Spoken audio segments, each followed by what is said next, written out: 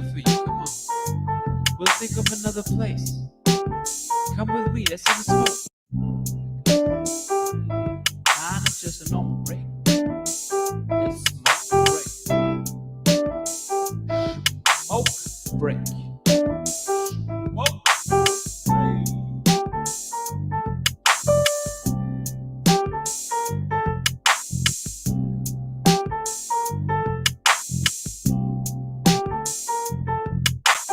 30 seconds and counting.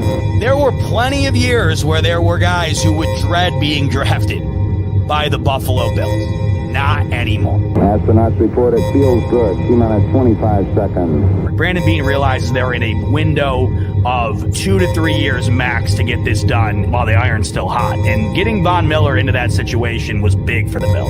10, 9. Oh, baby. Ignition sequence start. 6, 5, 4, 3, 2, 1, 0.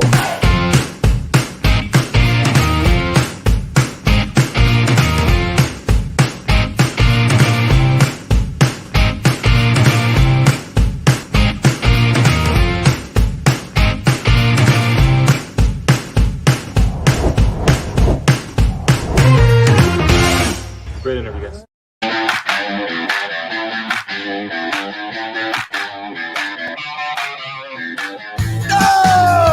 Oh, baby! What is up, Buffalo Fanatics? Z-Bot here with you, live on the Buffalo Fanatics YouTube channel on a Thursday night. And that, of course, can only mean one thing.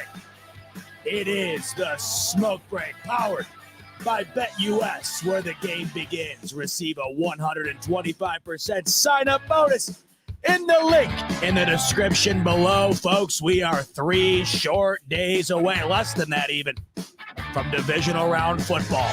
It's Bills, it's Chiefs, it's Josh Allen, it's Pat Mahomes, it's win or go home. And this time around, it's in Buffalo. And we're breaking it all down tonight. The game of the weekend. Best football weekend of the year is the NFL Divisional Playoff weekend. And the Buffalo Bills just so happen to have the best game of them all. Sunday night, 6:30 to cap off the weekend. The 3 other fates will be known heading into that game. Potentially a Bills home AFC championship game on the line? Who knows? We'll talk about it all tonight. We'll talk about the injury list. We'll talk about predictions. We'll talk about matchups. We'll talk about everything to do with Bills Chiefs Divisional Round on Sunday. Great to have you in here tonight on the Smoke Break as we get ready to preview the game of the year, the rematch, the trilogy, if you will, Allen v. Mahomes, Part 3. This time in a setting we have never seen these two face off in before. And that is in Orchard Park at the Ralph in front of fans. And I know for a fact that that stadium is going to be rocking in a way we haven't seen in some time. And that's saying something because that bad boy is always rocking. And I will be in there rocking with all of you who are attending. Just secured the tickets a couple of days ago. Me and Z-Bot Sr., a.k.a. Pete Bell, a.k.a. my dad, we will be up in that bitch, and I cannot wait. Wouldn't miss that baby for the world. I had to go and make sure I gave my buddy Patty Mahomes a warm welcome in person. Had to make sure my girl Taylor Swift is being looked after properly in Buffalo. Got to make sure she avoids the pit, based on the rumors we've been hearing. Apparently the pit is more appeased the more famous the person sacrificed to it. Seen that TikTok going around? My sister-in-law thought it was real. Unbelievable. What has happened to our society? I do wonder if Taylor Swift will be in attendance. But I will be in attendance. That's all that matters. That's all that matters. I don't know if she's going to make it out to Buffalo. I just saw a tweet from TMZ saying Travis Kelce and Taylor Swift are approaching a tough part of their relationship, I think the quote was. Click down at top comment was, she's thinking about Josh Allen. Well, who isn't? I'm thinking about Josh Allen too. You want to know who else is thinking about Josh Allen? That's my main man, Rev. Rev, what do you think about that? You think he's with a little J17 on the brain? You know, yeah. Hey, have you seen that meme where Which the guys, one? where the guy's got the girl right, and he's walking by another chick, and then he's like turning around. Oh yeah. She's looking back at him.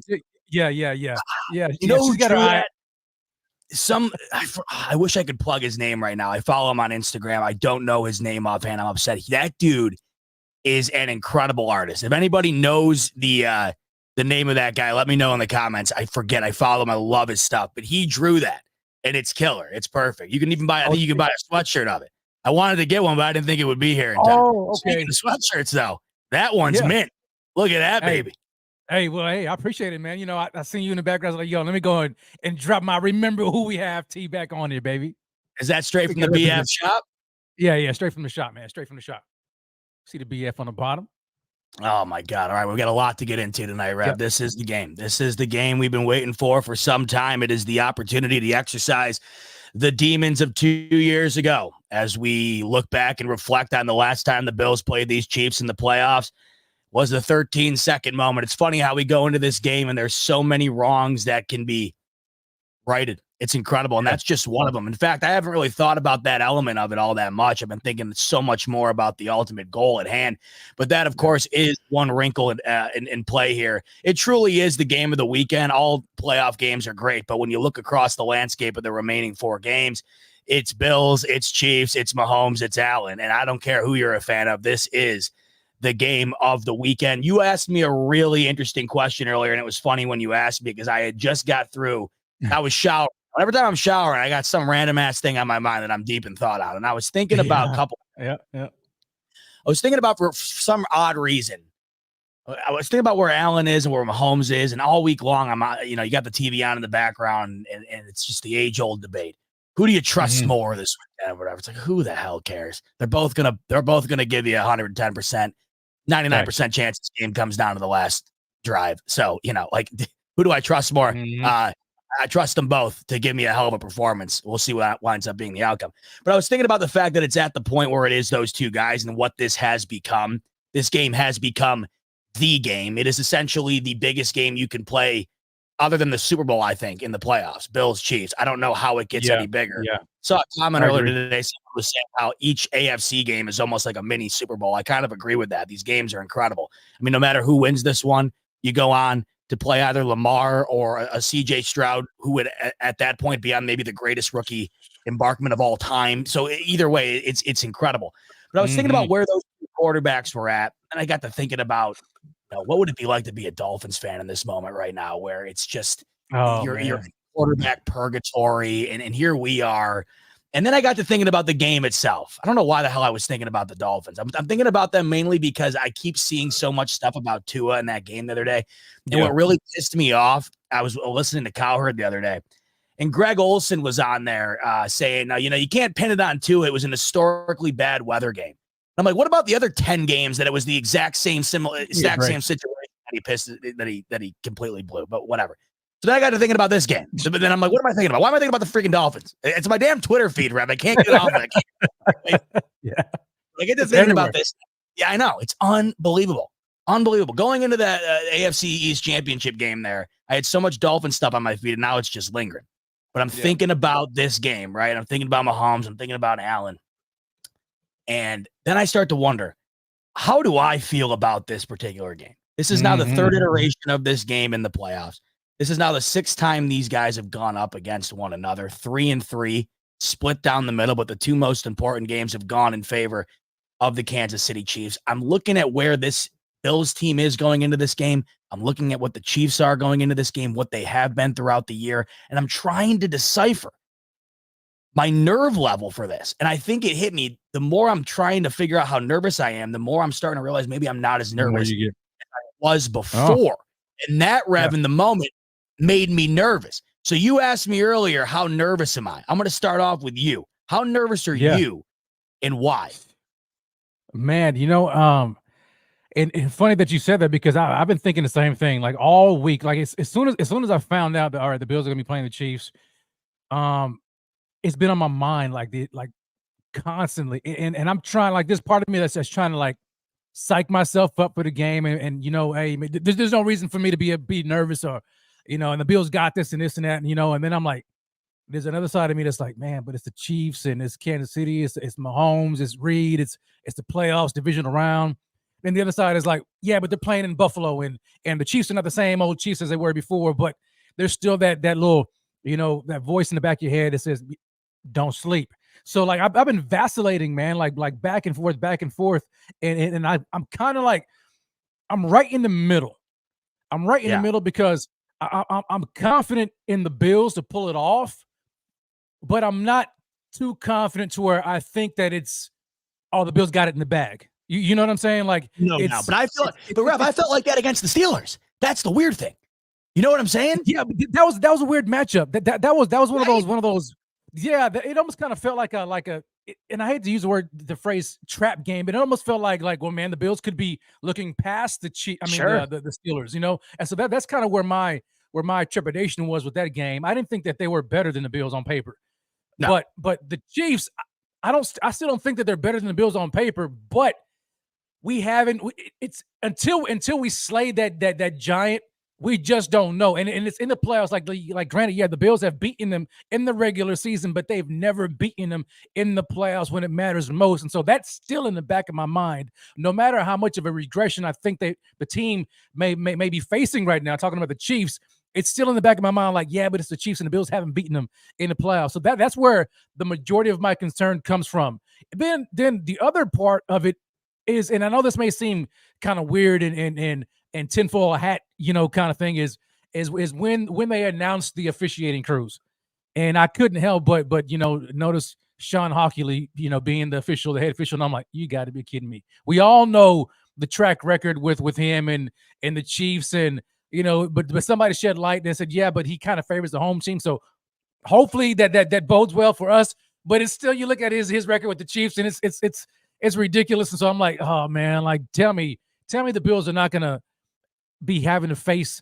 the Chiefs and Hockley. I know it's kind of weird to say that, but that almost kind of amped up my level of nervousness to the game. So, needless to say, I'm back and forth, but I'm pretty sure the closer we get to the game, the more nervous I'm gonna be until I see how the game flows. So I'm a nervous wreck. I'm an emotional wreck the entire week. To answer your question in a long about way.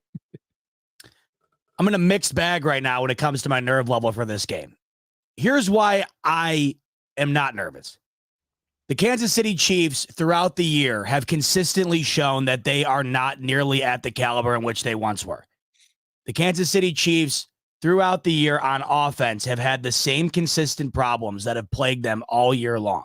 And because of that, they have not nearly resembled the Chiefs team that we've come to know, that we've come to fear as the almighty emperor of the sport.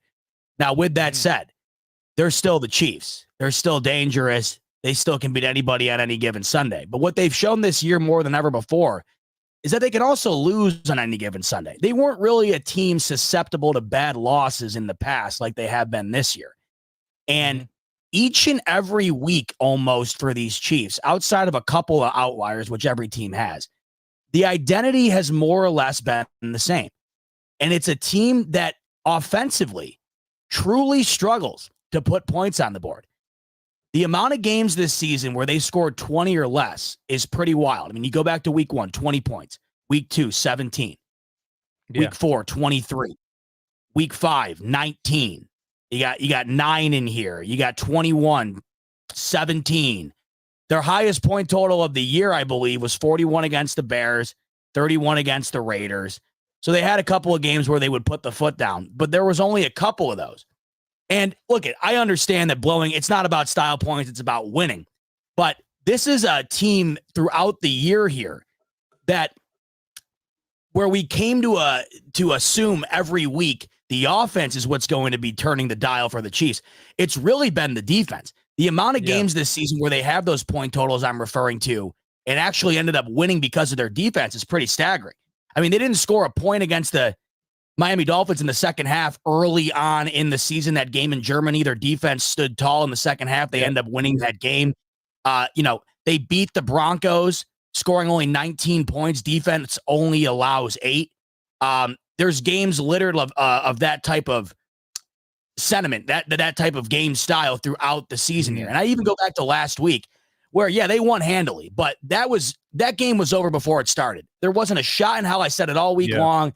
I had no trepidation putting my money where my mouth was on that game. It was all over the Dolphins, and rightfully so. There was never a chance in how the Dolphins were winning that game. It actually wound up being even worse than I thought. I thought at the very least they'd make it somewhat competitive for a little while.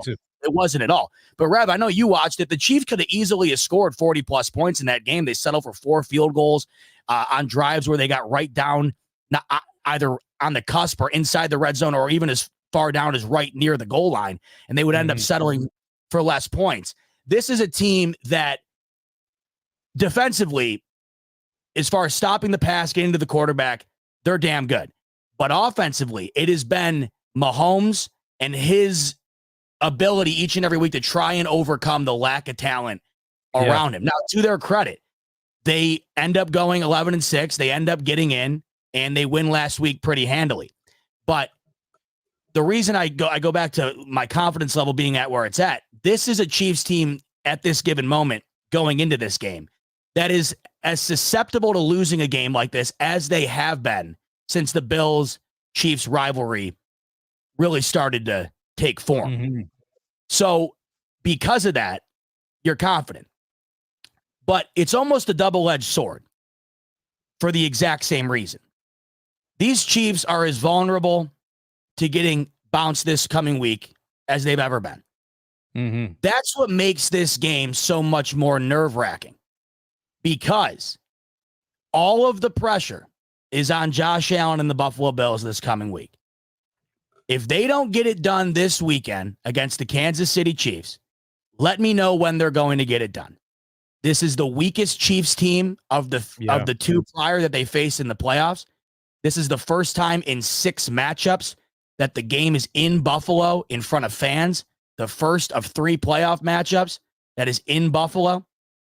The Bills are riding a 6-game win streak on fire, playing pretty much playoff football for a month and a half and getting out alive in every game. They have the momentum. Everything's backing the Bills in this. Meanwhile, with the Chiefs, they're in a spot where they're the most likely to screw up that they've been in a long time. So you're confident in the Bills' ability to get it done because of those reasons. But Rev, the thought of them not getting it done because of those reasons, the thought of them not getting it done this coming weekend, not only does it make you sick the season ends that way against these same Chiefs again for a 3rd season, but it makes you sick knowing you couldn't pull it off in the moment where it seemed like it was set up best for you to do so. And as you look forward, you wonder, if we couldn't do it then, when are we going to be able to do it? So I ask you this. I think going into this weekend, Rev, the Buffalo Bills have the most pressure on them than any other team in the NFL. I would listen to an argument from Baltimore Ravens side of things. I would listen to an argument from the San Francisco 49ers side of things. I think the rest of these teams are playing with house money. I think the Ravens and the Bills currently probably have the most pressure on them, and it's mainly due to their 2 quarterbacks. Lamar's about to win his 2nd MVP. We know that he lacks the resume in the playoffs. And then, of course, Josh Allen, this is now the 3rd crack at trying to knock off Mahomes. Hasn't been able to do so the 2 other games. It's really tough to say, oh, Josh Allen couldn't do it, when he certainly did do it in the 13-second game, and it didn't result in a victory. But nobody looks at it like that. Nobody talks about it like that. It's an unfortunate reality, but the reality nonetheless. The pressure is on those 2 teams. But I would say the pressure is even more so on the Bills, because it has felt as though they have been the Super Bowl darling longer than the Ravens have. And this is their best chance to do it. I think they have the most pressure on them this week. I think Josh Allen might be the single player in this coming weekend that has the most pressure on him. How do you see it? What do you think when it comes to that storyline? Are the Bills the team this weekend with the most to prove, the most pressure on their shoulders? Yeah. I can see it both ways. I definitely can see where you're coming from as far as the Bills having the most pressure on them, because This is the weakest Chiefs team that we've seen in a number of years, and this is the most. I would well let me say it like this. This is the most vulnerable Chiefs team. I'll say it like that we've seen in years, and so it goes to what you said. If the Bills don't beat them now at this vulnerable state, when will they beat them? And so I agree 100%. But just to play a devil's advocate, I mean, there could be an argument that there's a lot of pressure on the Chiefs too, considering now this is the first time that Patrick Mahomes in his tenure has played a playoff game on the road, and so now he's having to take his team into Buffalo on the road and prove that they're not just a home team playoff football team, that they can actually take this show on the road in the playoffs in a hostile environment like the Buffalo Bills, who've beaten them before, granted in the regular season, and on paper has a better team. And so now they have pressure on them to prove that, oh, well, you know what? The only reason why the Chiefs have been so good is because they've had the one seed and they've had the home field advantage. But the minute they finally get on the road in a hostile environment in Buffalo amongst those fans, they can't get it done. And so there's an argument. I can see an argument on both sides of the ball, where pressure is basically on both of them, which is going to make out for an incredible game, which I agree with you about the fact that this is going to be one of the best games of the playoffs because of that fact. You're probably going to get the best out of both of the guys. I mean, Patrick Mahomes and Josh Allen, it's going to be one of those incredible games again, where they're both going to put their best foot forward, or at least try to outperform the other in this game. And so it's going to be incredible to see. But no doubt pressure's on both teams, in my opinion. Now, for me as a Bills fan, Josh has to get it done.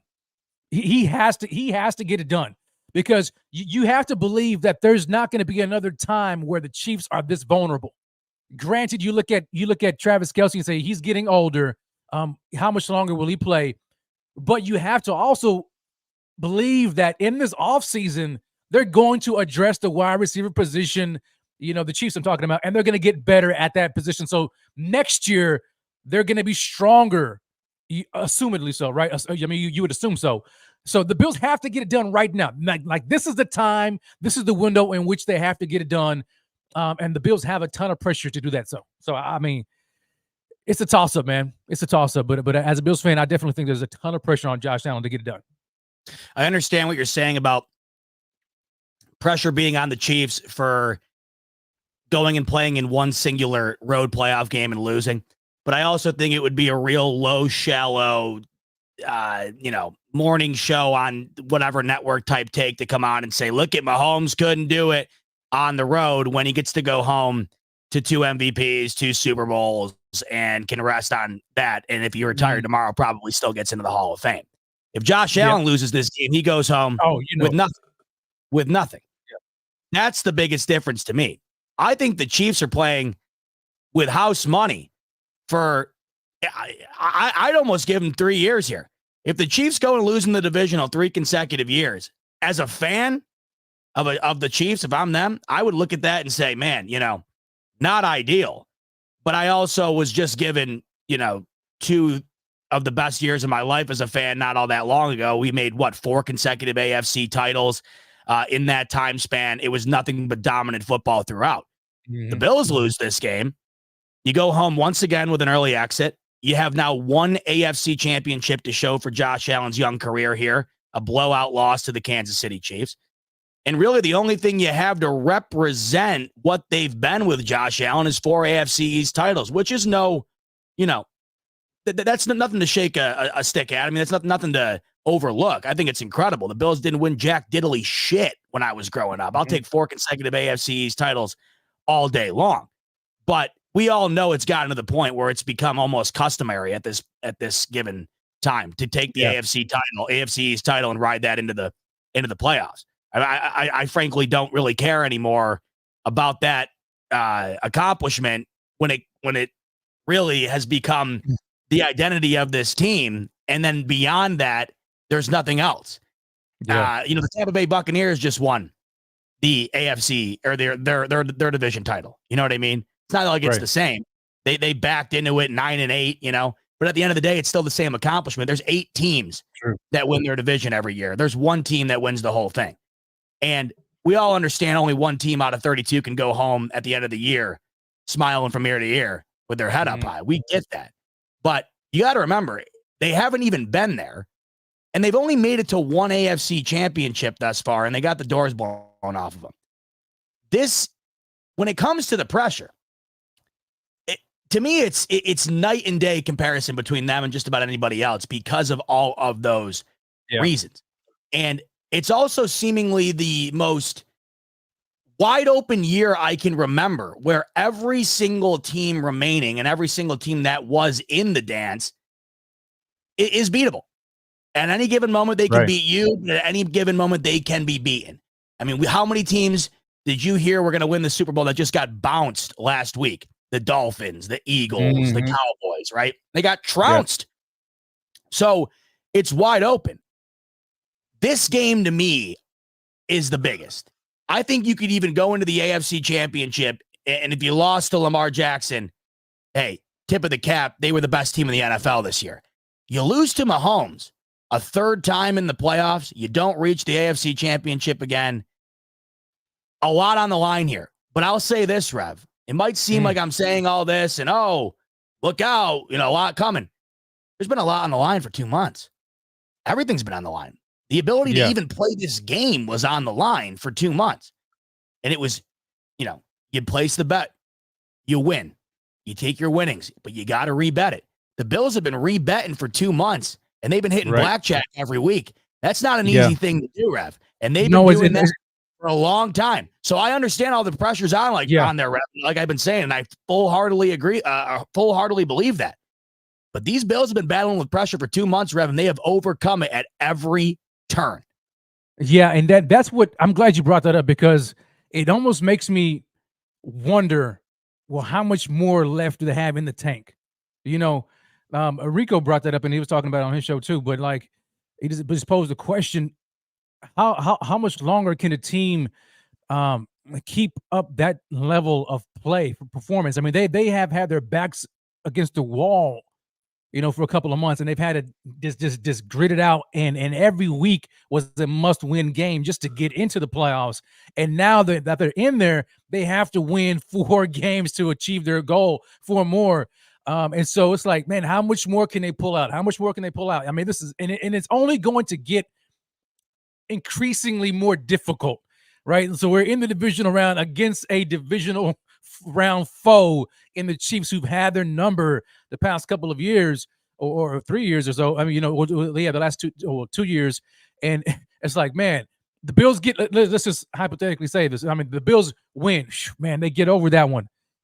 And let's just say the Ravens, who are going to be the favorite, let's say they win. Now the Bills got to travel to Baltimore against that type of a team, one of the best team in the NFL, and they have to gut that one out too. It's like, man, how much more do they have left in the tank? I hope they have a deep reserve, because they're going to need to pull out every last ounce of strength or whatever that they have to pull this out. So they have a lot of pressure on them, but they have to continue to do it and just dig and scratch and claw and pull to get this thing out, man. Because nobody at the end of the day, if they lose, nobody's gonna look at the Bills and give them any credit for what they did. Nobody's really gonna say, look at the excuses or say, look at the injuries that they had to overcome. And nobody's gonna care about any of that stuff. It's gonna go back to what you said. Josh Allen, the Buffalo Bills, could not get it done in the playoffs again against Patrick Mahomes and the Kansas City Chiefs. How, will they ever get it done? Is their window closed? For sure. I mean, yeah, they may be a playoff team, but is there a Super Bowl window closed? How much long, And so it's a ton of pressure, man. It's a ton of pressure, but it just goes back down to it. Like they have to get it done. They have to do it. And we're going to find out. We're going to find out what this team is made of come Sunday, and I really can't wait for it. I'm not worried about gas being left in the tank, and the reason why is because they have yet to show any leakage in the gas tank. Last year, they were running on empty almost the entirety of December, and then certainly in January. There was a gas leak about 3/4 of the way into the season last year, and it never got patched up. And even though they were winning games, they were never winning them convincingly, and they were never winning them in a way that you felt confident that they could sustain their winning ways the way that they were playing. And they stumble into the playoffs despite being 13-3. I know people hear that and they say, "Oh, how can you say that they were 13-3?"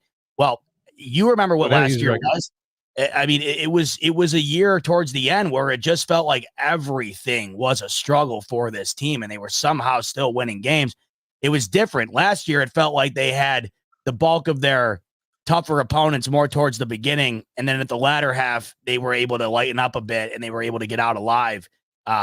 Compared to this year where it felt like there was tougher opponents at the end, and that's what made this run so much more impressive. They beat 4 playoff teams in these last 6 straight wins, which, I mean, that's I think Miami, the Tua Tagovailoa has won the win over a playoff team in 2 years, something like that. I mean, the Bills just rattled off 4 in 6 weeks here. Not an easy task.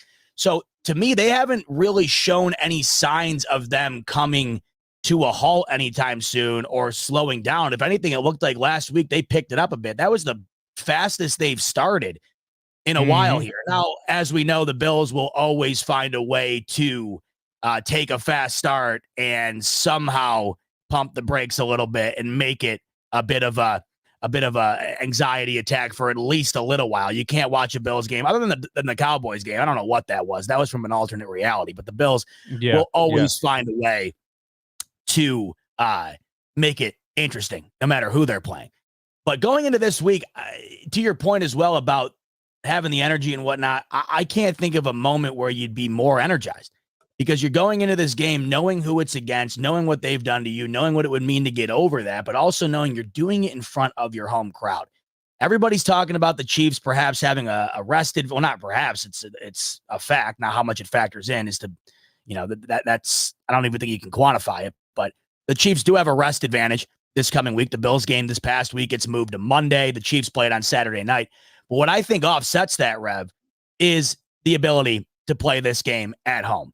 You could say that any team at home would have an advantage. I think this is even more of an advantage. And it's not just because we're insane fans and the place is going to be crazy. It's because the Bills have yet to have this asset on their side. And I think that means something, not just because you're hearing it and you're seeing it in the moment, but I think the Bills know going into this game that we do have that ally that we haven't had yet. And we got to make sure we deliver in front of that, for that. I think that means something. Yeah. I know that sometimes that can be a little bit overblown, but I genuinely do think that there's certain teams that do have an advantage when they are at home. Not everybody, not every team has that. The Bills are certainly one of those teams that have that advantage. And the fact that they've played this game 5 times of the 6 matchups against the Chiefs in Arrowhead, and the one time they played them in Buffalo was during COVID. It's insane how we've never had Mahomes in the building. So they know that.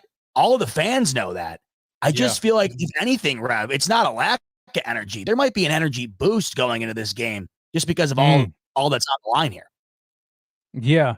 I can see that. I mean, I've seen the Bills playing with what seems like added motivation, which has really driven them. It's almost like, they play and they perform better when their backs are against the wall and they know that, it's do or die time, and this team, we've seen it for 3 years, in a row. I mean, 2020 team, I think they won like 8 straight, to close out the year, and went all the way to the conference game and lost. 21, they won 5. I think it was 5 games to close out the year.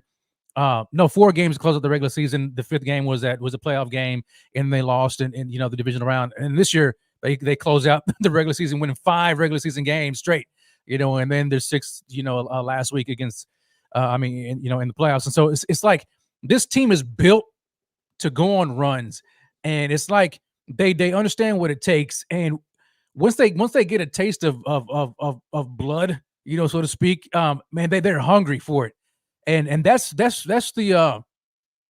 what I like about this team the most is you can see the hunger, you can sense the hunger, and they know that there's work that's undone, and they're extremely focused. And I think when I go back and figure out, okay, well, what really sparked this team to really get them going low, like they've been going right here. I have to go back to when their backs are against the wall, 6-6, and coming out off of that Denver Broncos game loss, and Ken Dorsey gets fired, and then here comes Joe Brady and the Tyler Dunn hit piece and all that kind of stuff. I think that really sparked a tremendous fire in this team, and that fire is still being lit. I like what you said. Like, you haven't seen any gas leaks out of this team so far, and I haven't seen any yet either. And an encouraging thing was last week, granted, people will say, well, that was against the Steelers. And, we know what the Steelers were. I mean, yeah, whatever. I get it, but it's still playoffs. You could say the same thing about the Cowboys and going up against the Green Bay Packers. Nobody thought that was going to happen, but it did. And so anything can happen in the playoffs, but the Bills. To that point, I just want to say real quick, how many games have the Bills played similar to the Steelers where they're double-digit favorites and whatever, and they don't win the way that they did? They don't win by 2 scores and have the game in hand. It's happened all throughout the year, so that's a great point because they did that when it mattered the most last week. Absolutely, when it matters the most, and that's the makeup of this team. And so, like, going into this week, you can look at this matchup and the history and all that kind of stuff, and even though I'm nervous just because we haven't done it yet. I'm still confident in this team because they haven't shown any drop off yet. They haven't, what you mentioned was a great point about last year and how fluky, that season kind of was, when they finished, even though they finished 13-3, we know that it was difficult every single week just to scrape out a win. Probably I think the bye week, it was Packers game Sunday night. I don't know why I remember that, but that's what it was. It just never felt the same. Halftime Packers game. Weird. Yes. Halftime Packers game. What the hell happened? I don't. Yep. You want to know what that reminds me a lot of, Rev? You want to know what that reminds me a lot of? The 2023 Kansas City Chiefs. It's eerily similar. Oh. They're a team every given week. Nothing feels easy. They're a team that all of a sudden, what the hell? We just lost to the Raiders at home on Christmas, and Aiden O'Connell went 9 of 21 for 62 yards. Wow. If I showed you, I like that. If I showed you the box score and I never told you the final score, and I said the Chiefs just played the Raiders, and Aiden O'Connell played the whole game for the Raiders at quarterback, and he went 9 of 21 for 62 yards. What do you think? What would your score prediction have been if I told you that? The Chiefs 35-3, 34, 10 at the most. Yeah, big time blowout. They lost. This team is eerily similar to that of the Bills. And you want to know what's even crazier? They both beat the Dolphins at home in the wild card.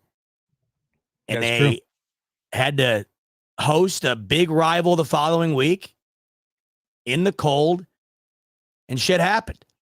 It's weird how that feels similar. I've watched just about every snap of the Kansas City Chiefs this year. And I was talking with Dan Mitchell earlier, Kevin Massari. We were talking about the Chiefs, and I made the comparison to the New England Patriots, and we've had this talk before, where after the departure of Tom Brady, you were so conditioned to the dominance of the New England Patriots. You were so conditioned to the New England Patriots having their way with the Buffalo Bills that you could not wrap your mind around the fact that that was done. It was over. And not only that, but the Bills are the far superior team now. You couldn't fathom it. And every time the Bills would continue to play the Patriots, I remember back in the Cam Newton days, you were still nervous as hell. Yeah. And it wasn't until they beat the hell out of them in the wild card that those demons were entirely exercised, and it was never the same since. And it's just felt like night and day. I've been bringing up this point because I find it similar to what I've seen from the Chiefs in this one singular year. Now it's vastly different when you look at the grand scheme of it, because you're talking about a 25-year reign of a division, frankly, of a league, but certainly over the Buffalo Bills.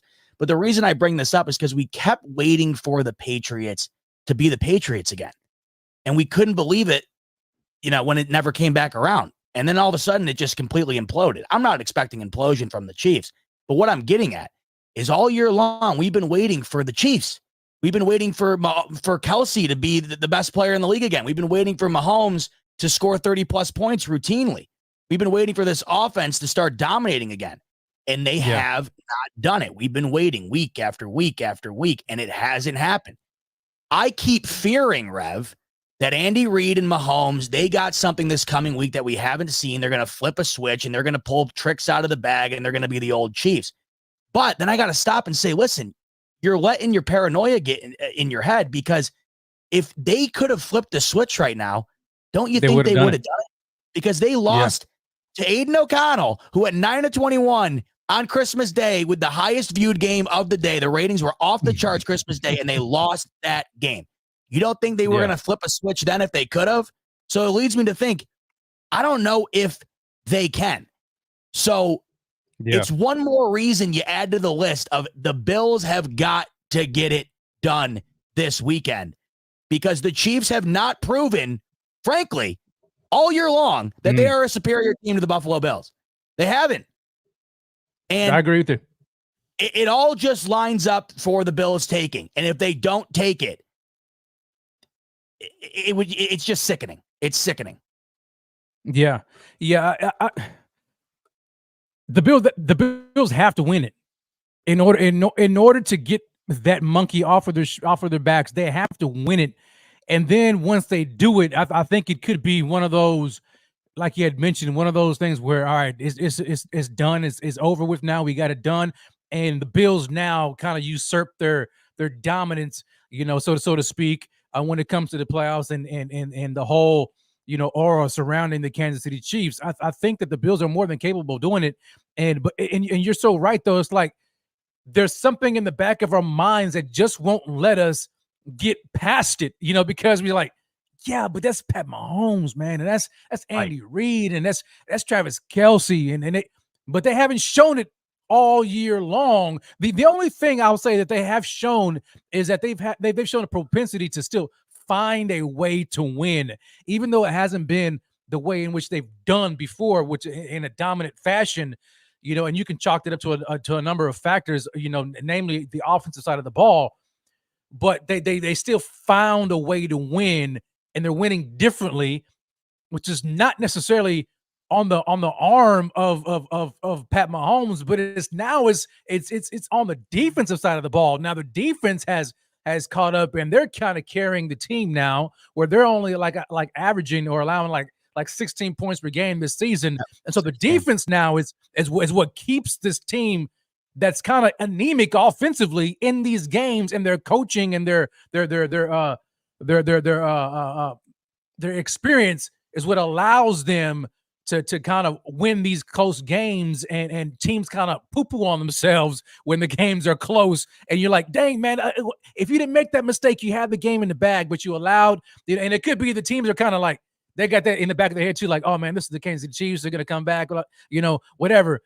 I hope that the Bills Sunday, starting with Sean McDermott, I think this is where it starts. It has to start with him and the way he sets the tone really all week with the team, that he doesn't get in there and get nervous himself going up against, Andy Reid and what they've done to them in the playoffs. I hope they go in there understanding that they are the better team, and they can no doubt beat this team at home and silence all the critics and all the doubters and all that kind of stuff. I hope they go in there and they coach aggressively and they play aggressively with that mindset, because I think if they do, but I may go out on a limb here when I just talked about the defense of the Chiefs, but I think if the Bills can go out there with that mindset and continue to play as they have been playing, especially on offense, they have the ability to really make it look bad.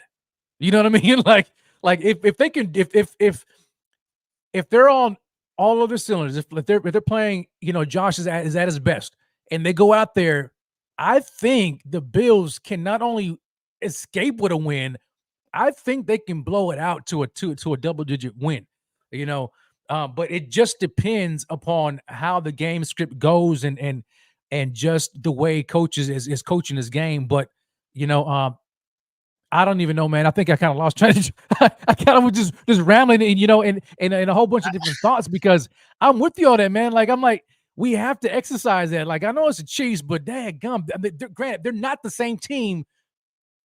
But until we beat them, we have to get it done. And it goes back to just like You're not that, just the only like one that that Pacers thought game. that. you're not the only one that's thought that. I can't get there. My mind will not allow me to get there. I would love to get there in reality. That would be the best. I would love every second of it. If that ended up happening, I can't get there. I just can't envision this game not coming down to the final minute because it just feels like that's what it's destined to be every time. One more thing I want to add to this list as far as advantage Bills, as far as has to be this year, and you alluded to it a little bit earlier. This team is, 7-1 under Joe Brady, 6-1, 7-1. I think it's 7-1. 7-1. 7-1, I think. Yeah. With Joe Brady. Should be 8-0. Had a 3-point lead in overtime. 60-yard field goal from the Eagles, and all of a sudden, like that, the Eagles wound up being the worst team in football. I don't know what the hell happened. They couldn't have started that a week earlier. Unbelievable. Whatever. Right. You have the firing of Ken Dorsey. Not a common occurrence to be firing coaches mid-season, especially teams that are playing in the divisional round of the playoffs. Don't see that all that often. Usually see that from the teams that are currently right now looking at their draft board. You do that. You then get out of the clear blue sky, out of nowhere, just popped up one day, an article, 20,000 words filled with nothing but questions and criticism of your head coach. Not only his coaching style, his character, who he is as a man, the way he runs this organization, the way he treats people, essentially putting out on display in front of everybody the things that Sean McDermott probably, in his mind would be sick to know people think about him or say about him. That's on display. Those just don't pop up every year, Rev. You don't just get those weird advantages every year. The firing work. They don't always work. You make a move at the OC. You go 7-1. You fixed all of the little things that somehow Ken Dorsey could not figure out were blatant common sense. You start running the ball. You start letting Josh Allen do whatever the hell he wants in pursuit of a victory. You start maintaining possession. You start really dominating the momentum of each football game by setting the tone offensively and being able to dictate the way the game goes through that. If you look at the most recent performances for these Bills, almost every one of them has an advantage in possession time towards these Buffalo Bills. There's been so many little things that have changed that have been beneficial to them. You also have Sean McDermott post-article, I think, coaching the best football of his career. I don't think I could truly point out one what the hell moment from him the last month and a half other than potentially sending Tyler Bass out for that field goal before the half last week. I did not like that move. Yep. It felt a bit greedy to me. It felt unnecessary to me. And when Jay Feely came on, former unbelievable kicker when I was growing up, and he comes on and say they were struggling all pregame kicking this way, I knew for a 1,000,000% fact he was going to miss it. I didn't know they were going to block it all the way down to the opposite red zone. And it completely flipped the game. That was the one thing I swear, Rev, over the last month and a half that really sticks out to me is what the hell are you doing, McDermott? I can name you 3 or 4 things at the least that I've seen him do and go, wow, who is this Sean McDermott? What is this? This is unbelievable. Going for it on your own side of the field early in the game on 4th down, really whenever, having the trust in Josh Allen to do it. Taking a banged up defense. When I say banged up, I don't even know if that's the right word because not only is it banged up, but it's different guys banged up every week. You got this guy coming back, this guy leaving. It is literally a chessboard, and Sean McDermott has been playing masterful level. I mean, literally the Queen's Gambit level chess with that board over the last month and a half, really all season long. But there's been something different about him. There's been something different about this offense. There's been something different about this team. And it all came around the same time, and it all came from outside factors or factors that are not routine amongst the football organization. And it all collectively worked in the Bills' favor. What I'm getting at, Rev, that stuff doesn't happen every season. In fact, last year, you could argue it was the opposite. You got DeMar Hamlin going down. You have the mass shooting in Buffalo. You have the weather game where you have to relocate to Detroit. You had all these little things, and maybe at the time they didn't, well, I don't want to say at the time it didn't seem significant. You know what I mean? Like they were obviously You're right, I get you. talking about the way they impact a football team. You might be able to look at it and say, well, they're still going to go out there and play, but you have no idea what that's doing to a team in a locker room. And that goes both ways, though, Rob, is what I'm getting at. We don't know how much the DeMar Hamlin situation weighed on these guys. We don't know how much the sorrow and the tragedy surrounding Buffalo weighed on these guys. We also don't know how much that article fueled these guys. We don't know how much the change at OC inspired guys to kick it in gear. They got that on their side right now, Rev. That's another thing you add to the list to say, why not these Bills this year? They got so many things right now on that list, Rev, clicking their way. It's in front of them on Sunday, and that's the next hurdle. They've had 6 consecutive hurdles leaped. Can they leap the biggest one of them all so far this week and really take all of these elements that have been boiling together and build this into something special? They've been doing it so far. Can they keep it going? Man, that's a fantastic point, though, Bob, because when you go back and you look at these circumstances that have occurred and the Bills have been faced with, you would have thought that last year would have been the year in which they galvanized together and took all of the emotions of the adversity that they went through and won it all because of what they went through. But it didn't work. Did the opposite. It did the opposite. They were emotionally spent and emotionally drained. We heard players saying that after the Bengals game. This year, though, so far, since that Tyler Dunn article, it's like, man, it's like they got pissed. You know what I mean? Like they've been playing pissed off. Completely different. Sean McDermott flipped the switch on how he coaches, because even this year, before then, he was kind of coaching conservatively at times and still making some boneheaded decisions. But after that came out, man, he started coaching differently, more aggressive. You didn't see that conservative mindedness towards the end of games, and you saw the players step up more than ever, and that was a key factor to me, because I think even Rico had mentioned it. Once that hit piece came out and they got Joe Brady and whatnot, I think he had mentioned, like, we'll see if this team backs their coach first game out of the gate, right? I mean, if after all of this happens and they play poorly and then they show signs of giving up on their coach, then you know that the locker room is done. That he's lost the locker room. They did the exact opposite, and we saw after that game and how Sean McDermott was out there. He had his little post-game speech, and players interrupted him and say, "We got your back, coach. We got your back." And then Brandon Beane came along and said, "Man, we got this man's back," and that just that did something to that team that brought them together and binded them together, and it's made them a tougher team, a more resilient team, playing together, even though they have all of these tribulations, these trials that they're facing right now. You look at the injuries on the defense and et cetera, et cetera. They're still finding a way to win, and they're not allowing that to take them over or to be overtaken by it. This is a different team right now. I mean, we've seen it. I mean, since that happened, they have been on a tear. And though there has been a couple of weeks in which they have looked, kind of susceptible, like on offense, when we look at the Chargers game and then that Patriots game. Since then, though, they have been playing on fire, and that's different. I can't. It's hard to quantify.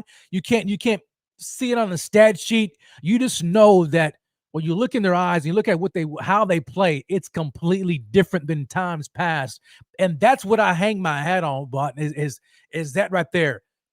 It may be ugly at the end of the day, but I have full confidence that this team is going to pull it out because of how they've been playing, and they've been playing like they've got an incredible boulder on their shoulder, and they have something to prove.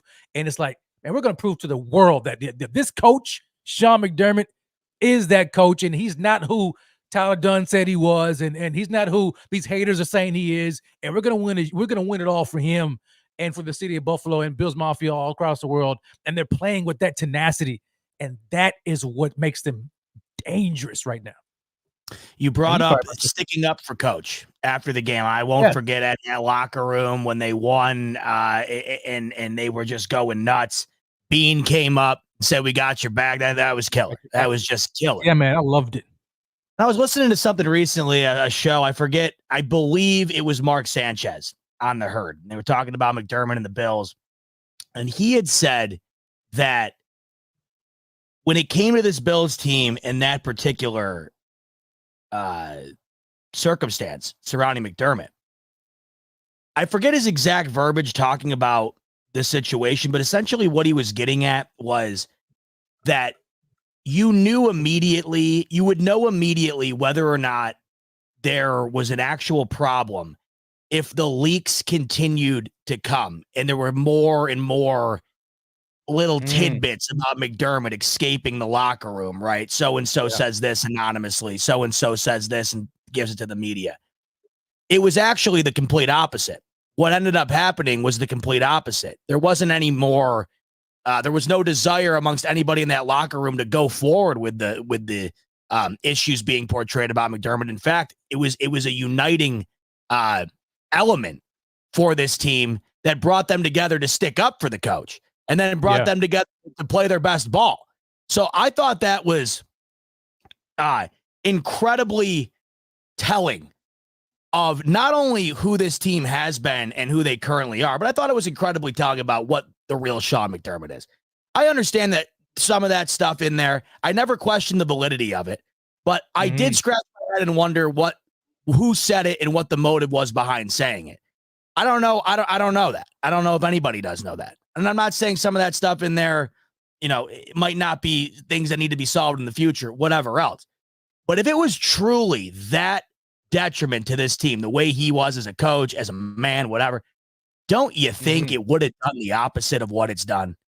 And that's why this is so insane to me, the way that it all happened. Because if you remember in the moment, Revan, we were victims of this. And I don't regret anything I said either, because today I still feel the way today as I felt back then, where I never came out and said we got to fire Sean McDermott, but I said I understand the sentiment surrounding it because of all of these things at hand, where they were sitting currently at the time, the way the team looked. Now all this stuff's coming out. You look forward and you wonder what this team's going to be in the future if they continue to go in this direction.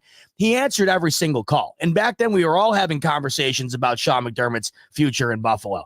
But I can sit here right now just based on this sample size, and I could not be happier for that dude. I also could not be more stoked that he's the coach of the Buffalo Bills right now, because I don't think anybody faced with adversity like that can get through it and get through it as successfully as they just did if they aren't one hell of a coach and they haven't built one hell of a team. And that's exactly what they've done. And it's impressive. And it's one more thing I think you add, Rev, to the list for these Buffalo Bills that makes you think it could be the year. It could be the added motivation to help get over the hump and make it the year. Will it be the year? We will find out on Sunday. And what will help us on Sunday, Rev, would be a healthier Buffalo Bills football team. The Buffalo Bills have been dealing with injuries all year long. We know that. The Bills have been dealing with a ton of star players going in and out of the lineup. Of course, losing Tre'Davious White and Matt Milano earlier in the year. The defense, much more than the offense, has dealt with injuries all season long. And it feels like every week it's a carousel of guys coming in, coming out, rotating players here, rotating players there, bringing guys off the street. And somehow, Rev, Sean McDermott and this Buffalo Bills defensive unit have found a way to maintain one of the best defenses in the league throughout this entire period. But they could be facing one of their tougher battles this coming week, because not only are they going up against those Kansas City Chiefs, but they're doing it with an injury list that is about as long as it's been all season. So we have to dive into that list and find out who's going to be healthy, who isn't, and how that might impact the game. And the only way we can do that, Rev, is if we bring on the one and only, the Thigh Doc. And I can only do that without a proper intro. And here it is.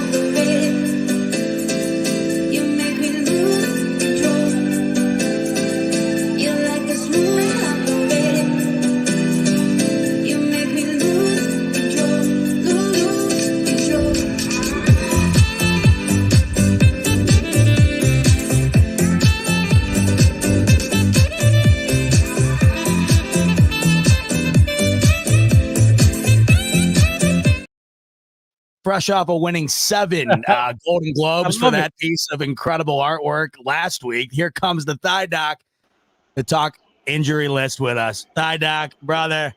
What's up, boys? What's happening? What's going on, man? You get the kid down? He's down. What'd you read him? Did you read him the greatest story ever told? A Buffalo Bills story? Do you want to know something funny? You want to know what I told him tonight? What'd you tell him? So I usually read him a book, and then he wants like a story. So I told him, I don't know if you guys heard of Skibbity Toilet, this little phenomenon show on YouTube that kids are watching.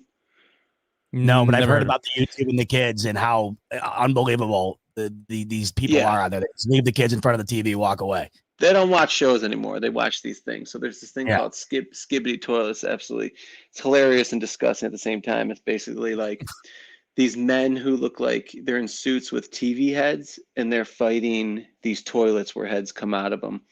So I told them the Taylor Swift story, where Taylor Swift is like the new Titan toilet, and how we fused a TV man with Josh Allen, and this TNT football took her out. So, I'm in full swing, ready for the game. How the hell did he go to sleep after that? I figured he'd be running around trying to go through a wall after hearing a story like that. He was like giggling, and then like the trick is, you just start talking in like a softer and softer voice, so it doesn't really matter what you're saying. The kids always fall asleep. Well, hey, that's an incredible story, and it's a bit more kid friendly than sacrificing Taylor Swift to the pit, like everybody's been talking about. Yeah. All right, Thigh Dog, you had your work cut out for you this past week. That list is long. Should we start with the good news, bad news, somewhere in between? I'll leave it up to you. What do you think's most pressing right now in your mind that you found out today, and how does it impact the game? Let's go good news first. All right. So we're gonna get Rasul Douglas back. We're gonna get Dodson back, and we're gonna get Teron Johnson back. That's a huge one. That's beautiful. Yes, it's all good. Do you care too much about the punter? Well, I'm interested because you go and get Matt Hack, and then you all of a sudden see Martin practicing, and I would have assumed that he was all but done. I mean, a Correct. kicker with a leg injury, you would have figured it's over. Well, it's risky, so he's got to hold the kicks. So obviously, when he's injured, when it was hurting him, you could see him wincing to get into the stands to hold the field goal, and he didn't get that. He didn't get that spot down. He had it like tilted to the left, so that's why he shanked that last one. So listen, with the hamstring, a week. I mean, he's a punter. Can he stand back there and punt? Yeah, but like if he's got to chase the ball down, he's going to be real vulnerable for tweaking it. And then if he tweaks it, you're up shit's creek. A, for kicking more footballs, or B, having to hold it after that. So it's kind of a big risk. So they're probably seeing if he can practice, see how good it is, I guess. I don't know. And then make a decision on game day. I don't know. It's calling it kind of close, though. It could really swing a game. So I was thinking we're definitely going to be getting Hack playing. I'm surprised they practiced them today. So I guess we'll wait that one out. But I guess it's kind of promising, but could also backfire and bite him in the ass. So I got a question for you, though, Thigh Dog, if you don't mind. What's up? So what do you think is most important for the Bills right now? I mean, in that game, do you think it's the holding, or do you think it's the punting? Based on the injury, like how do you think it's most affected? Yeah, what do you think the Bills need more? Do you think the Bills need more the better holding, for Tyler Bass, or do you think punting is what they need most? That's a great question, but I don't know. I guess holding, because I think that's what's going to kick it the way he did at the end of the game. You better believe it's holding. I mean, my God, that thing wound up at the Barbell in East Aurora. For God's sake, man. Yeah, he shanked that bad. Speaking of surprises, Thigh Dog, you said it was kind of surprising that Sam Martin practiced today. I thought it was surprising too. I don't know if I'm the minority here. I was a bit surprised to see no practice again for Gabe Davis. I'm assuming we don't see him. How bad is that knee injury really? Yeah, so a PCL's kind of tricky, so they're not all the same for everyone. Basically, a grade 2 or higher, he was going to need 4 to 6 weeks. But if he is a grade 1 to like a low grade 2, which they kind of alluded to, they said it was a minor injury. Guys have come back as close as 2 weeks, but they never come back right. That's the problem. And was he going to need a brace? He will. So The fact he hasn't practiced yet, I don't see him come back this week. You could put him as probable for next week if we advance. So take it from there. All right, let's talk about Terrell Bernard, where I So see that's him a- with yeah. the cart. I see him with his head down and towel over it, and thigh doc. That's a 99.9% rate of we're not Over. seeing him for a long time. And Yeah. all of a sudden, holy hell, it's not even close to what anybody thought. And we're even having a conversation about a possibility. Now, I don't know if that's true, and I'm interested to hear your thoughts, but how did it go from that to, wow, all of a sudden we're here at this point where there even is a possibility we could see him back out on the field? Yeah, it's a great question. So, I was talking to Rico about it the other day. Before they cut to commercial, he's holding his ankle and it didn't look like anything happened. So I'm thinking Achilles. And then they come back out of the commercial break and then he's in a cast. And then they show the replay finally and his foot gets stuck in the turf and it kind of, bent sideways, it buckled on him. So the good news was it wasn't a high ankle. It was a low ankle sprain because it's the outside of the ankle. But being in a cast, they don't cast guys often, right? And they don't bring the card out often in the NFL. Mhm. So you had to assume there was a fracture there, and the fracture would have been the fibula. That's like the little bone on the side of your shin. And then rumors start coming out that it's not broken. The X-rays are clean, so it's just a sprain, a bad rolled ankle, basically. Yeah. So guys can come back in 1 week from a rolled ankle. They won't be great. I mean, the lateral movement's going to suck, but it's possible. But the way it looked, how it snapped on him, and you could see the joint Yeah. kind of open on him, whatever ligament was left on that ankle snap. So some reports have come out that it was a re-aggravation of his old injury. So you can say it was hanging on by a thread, and that was the last snap. And since it wasn't from 0 to 100, it was it was from 80% torn to 100% torn. It's not going to limit him too much or be too swollen per se. But I still think 6-day rest isn't going to be good for him.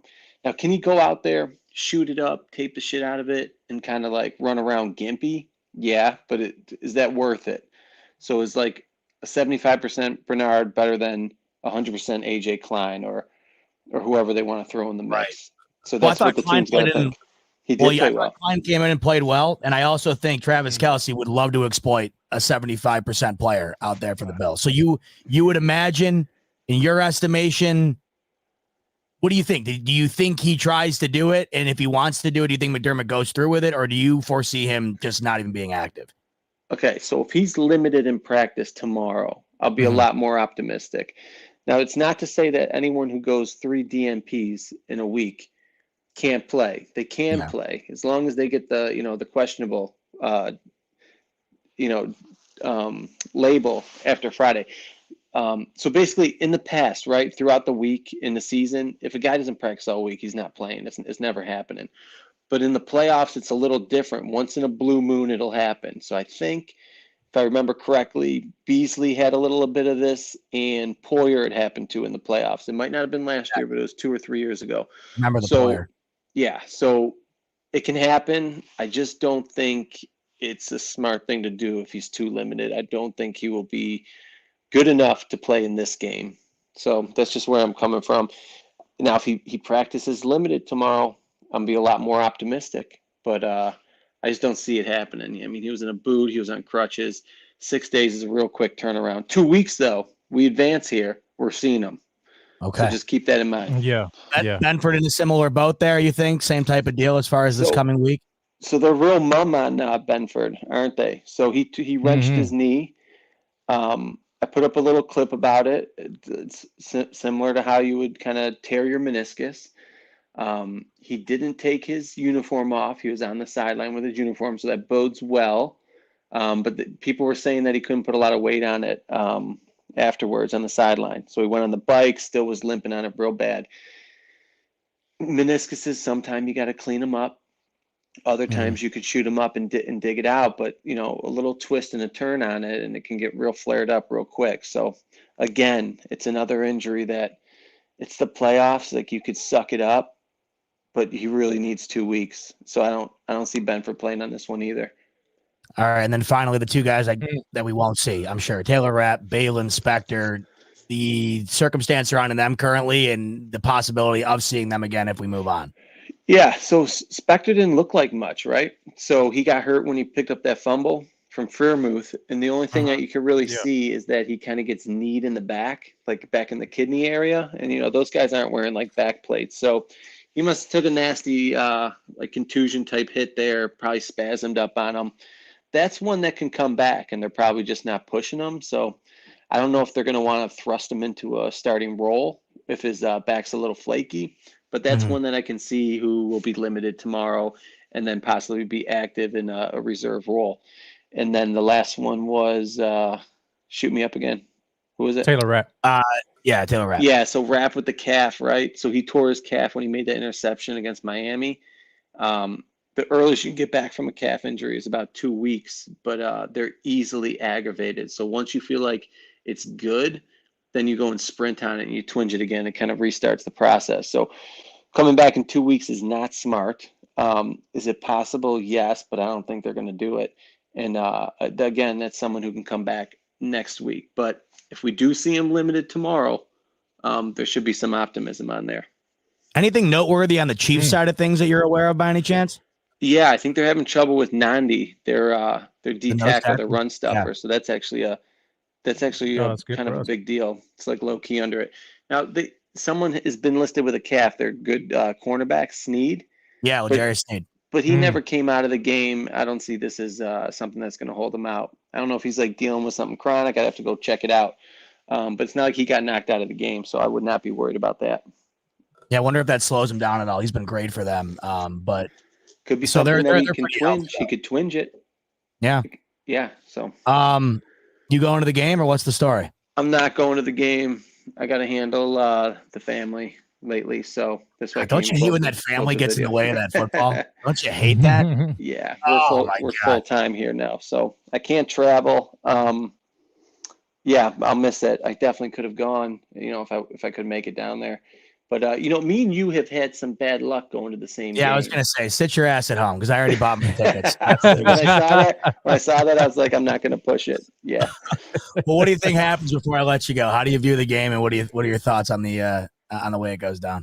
Yeah, I hope Taylor Swift shows up. I hope someone throws a couple snowballs at the press box. Me too. And I think we take care of business. I think it's not going to be a catch-up game. I think, again, we come out in the lead. We're up. They kind of keep it close. They make us nervous the whole game, and then they pull away at the end. I think the fans are going to go nuts. I wish I could be there. Oh, I wish. Do you think Haley shows up? Do you think Haley shows up? I think Haley's going to be there, but she's not a little attention grabber. So listen, she'll be there. No one's going to know. Better not see her up in that booth. No powwowing on division. Put her in the stands. Down in the stands. Her in the stands, baby.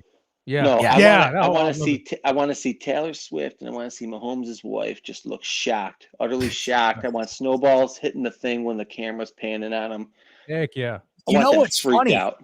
I don't think a camera's ever panned on a box seat at the Ralph ever. I don't even know if it's possible to do it. Well, Damar Hamlin. Oh my God, how could I forget about that? There was a couple weeks there where it was every other play.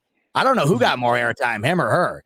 But I also wonder if they're going to be able to defrost the windows this coming week. There was a big problem for Mrs. Swift last week in Kansas City. I'm awfully worried about her. I saw a couple people carving away at it with credit cards for her. I don't know if she's bringing a staff or what the deal is, but she won't have the balls. She won't sleep over.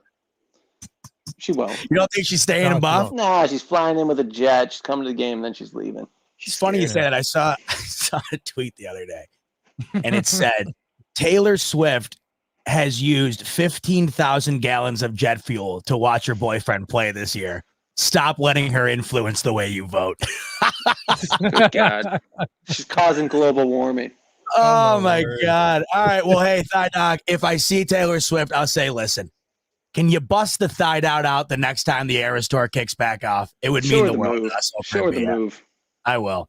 All right. Get back to the kids. Enjoy the game. And thanks for all the updates, man. Those were great. You got it. Go Bills, guys. All right, brother. Go Bills. The Thigh Doc. Make sure to go follow him on Twitter at Thigh Doctor. Thigh Doc loves to mess around, have a good time. Thigh Doc knows his damn shit. So go follow him. knows He's the He best knows follow it. in the game when it comes to this stuff. You go follow him online. And I know it's tough sometimes. Well, the reason I say that is because you follow him and it's a picture of somebody's thigh as the profile picture. And Right. it's him Well, what's the talking about step dancing and open? stuff all the time. And you're wondering, like, and then all of a sudden you're getting the most top-notch, next-level injury coverage in the game from him. So go follow Thigh Doc on Twitter if you haven't already. All right, I look at that, Rob. I listened to Thigh Doc, and I felt like this all week. I don't know where you're at, but here's where I'm at when it comes to the injury list.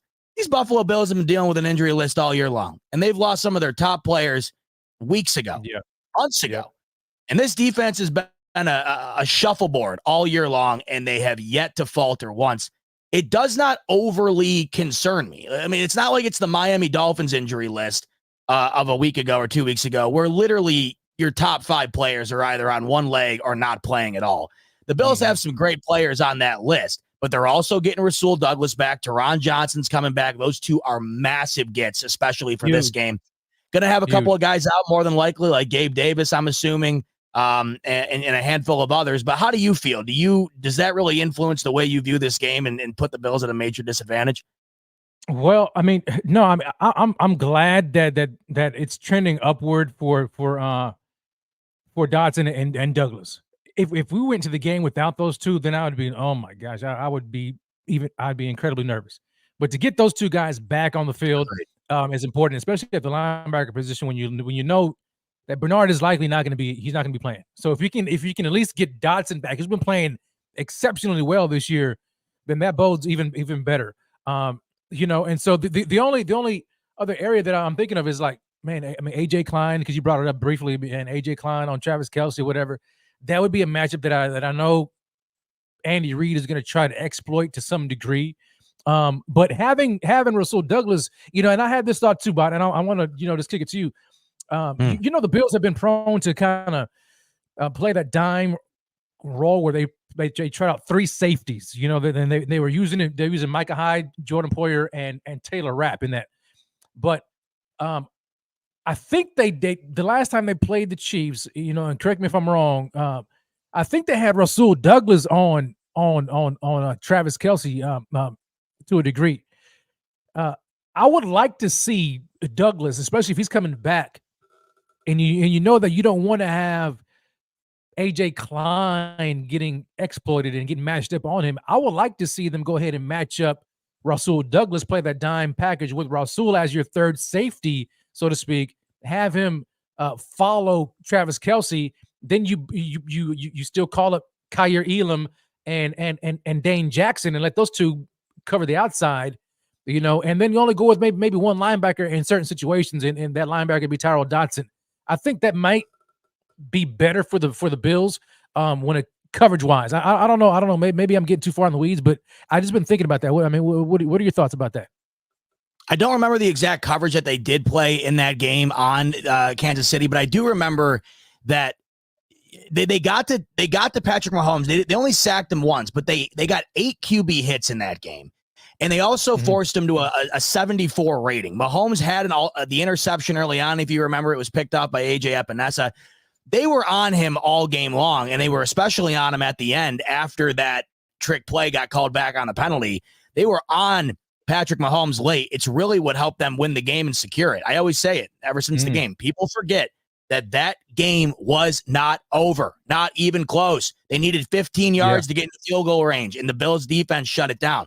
To answer your question on Travis Kelce, shockingly enough, he went 6 for 83 that game. That's about as good of a stat line as Kelce's really had this year. Kelce has not had the year that we expect him to have each and every year. He had, I think, 75 yards last week against the Dolphins. So he's still had a pretty decent day based on the standard of this season against these Bills in that game. And Rashee Rice as well. They were the entirety of that pass offense, Rev. I'm just looking back on it. Mahomes threw the ball 43 times. 20 of his throws went to Kelce and Rashee Rice. Nobody had more than 4 the rest of the game anywhere else. So those are the two guys. And it's mainly been one of their biggest Achilles heels this season, the inability to move the ball down the field to any, I don't know if the right word is validity or if the better word is with any pizzazz, or in a way, I guess the best way to say it would be the way we've been accustomed to seeing the Chiefs move the ball down the field. It's not like it's these massive chunk plays. It's been a lot of incremental movement down the field, and it's been a lot of trying to figure out who Patrick Mahomes can trust. You're noticing Rashee Rice get better and better, it seems, week in and week out. I think he had 130 yards last week. He's really developing into their top guy. The one thing I also noticed in this game that's different between the last game, and I wonder if it affects the way the Bills play defense at all, but Isaiah Pacheco was hurt that game. He is going to be back for this game, and he had a real decent game against the Miami Dolphins last week. I think he had about 90 yards on the day in that game. It's really tough for me to put a lot of stake in the Chiefs' numbers from last week when I think the Dolphins had 3 first downs the entire game and the Chiefs had the ball pretty much the entirety of the football game. It's not going to be like that this coming weekend, but that's certainly something to add into the mix there. The fact that Isaiah Pacheco will be back, and it's another option for them to go to, because the Bills really shut them down on the ground. They only ran for 82 yards against the Bills the last time these guys went at it. But the funny thing about talking about the defense, Rev, and how the offense is matching up against it, these two teams were identical almost the way that they played this game the last time around. That's why the score was so close. Patrick Mahomes and Josh Allen had nearly identical numbers. Both threw the ball. Allen threw it 42 times, Mahomes 43 times, 23 receptions for Josh Allen, 25 for Mahomes, 233 for Allen, 271 for Mahomes, and then a pick and a touchdown each. It was really like a defensive battle all game long.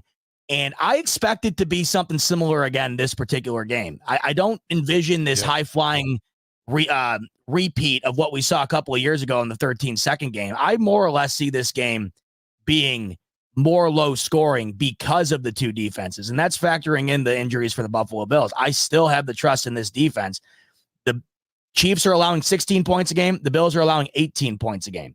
So you should expect going into this, the two defenses to have a similar style game plan of what they had the last time, and it really affected both these quarterbacks, and it resulted in a real low scoring one-score game. Yeah, and what are the Bills averaging? I mean, not averaging, but what are the Bills defense allowing?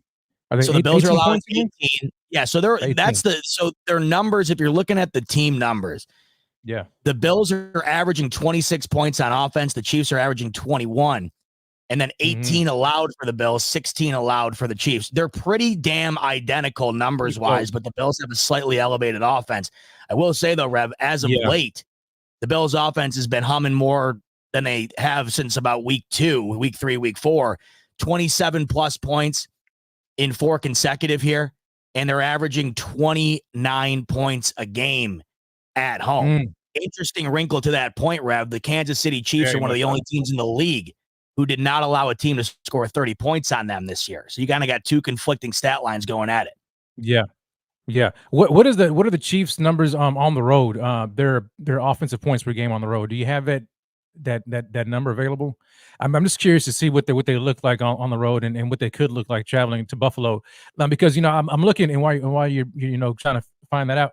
I will say that, by the way, Rev, they're 6-2 on the road this year, so they've had success. 6-2. Okay. So like when I look at the Chiefs defense, I mean that's a defense, man, that's very stout, and they've gotten to Allen at times, and granted, I mean Josh Allen has to be able to pick his poison. He can't get overly zealous, in this matchup, and because we know Spagnuolo he's gonna bring pressure. And he's going to disguise that pressure, a lot of those cornerback blitzes and whatnot coming from different places. So Josh really has to be on it and see the field the right way and see it quickly, because you also have Chris Jones in the middle who can wreck shop.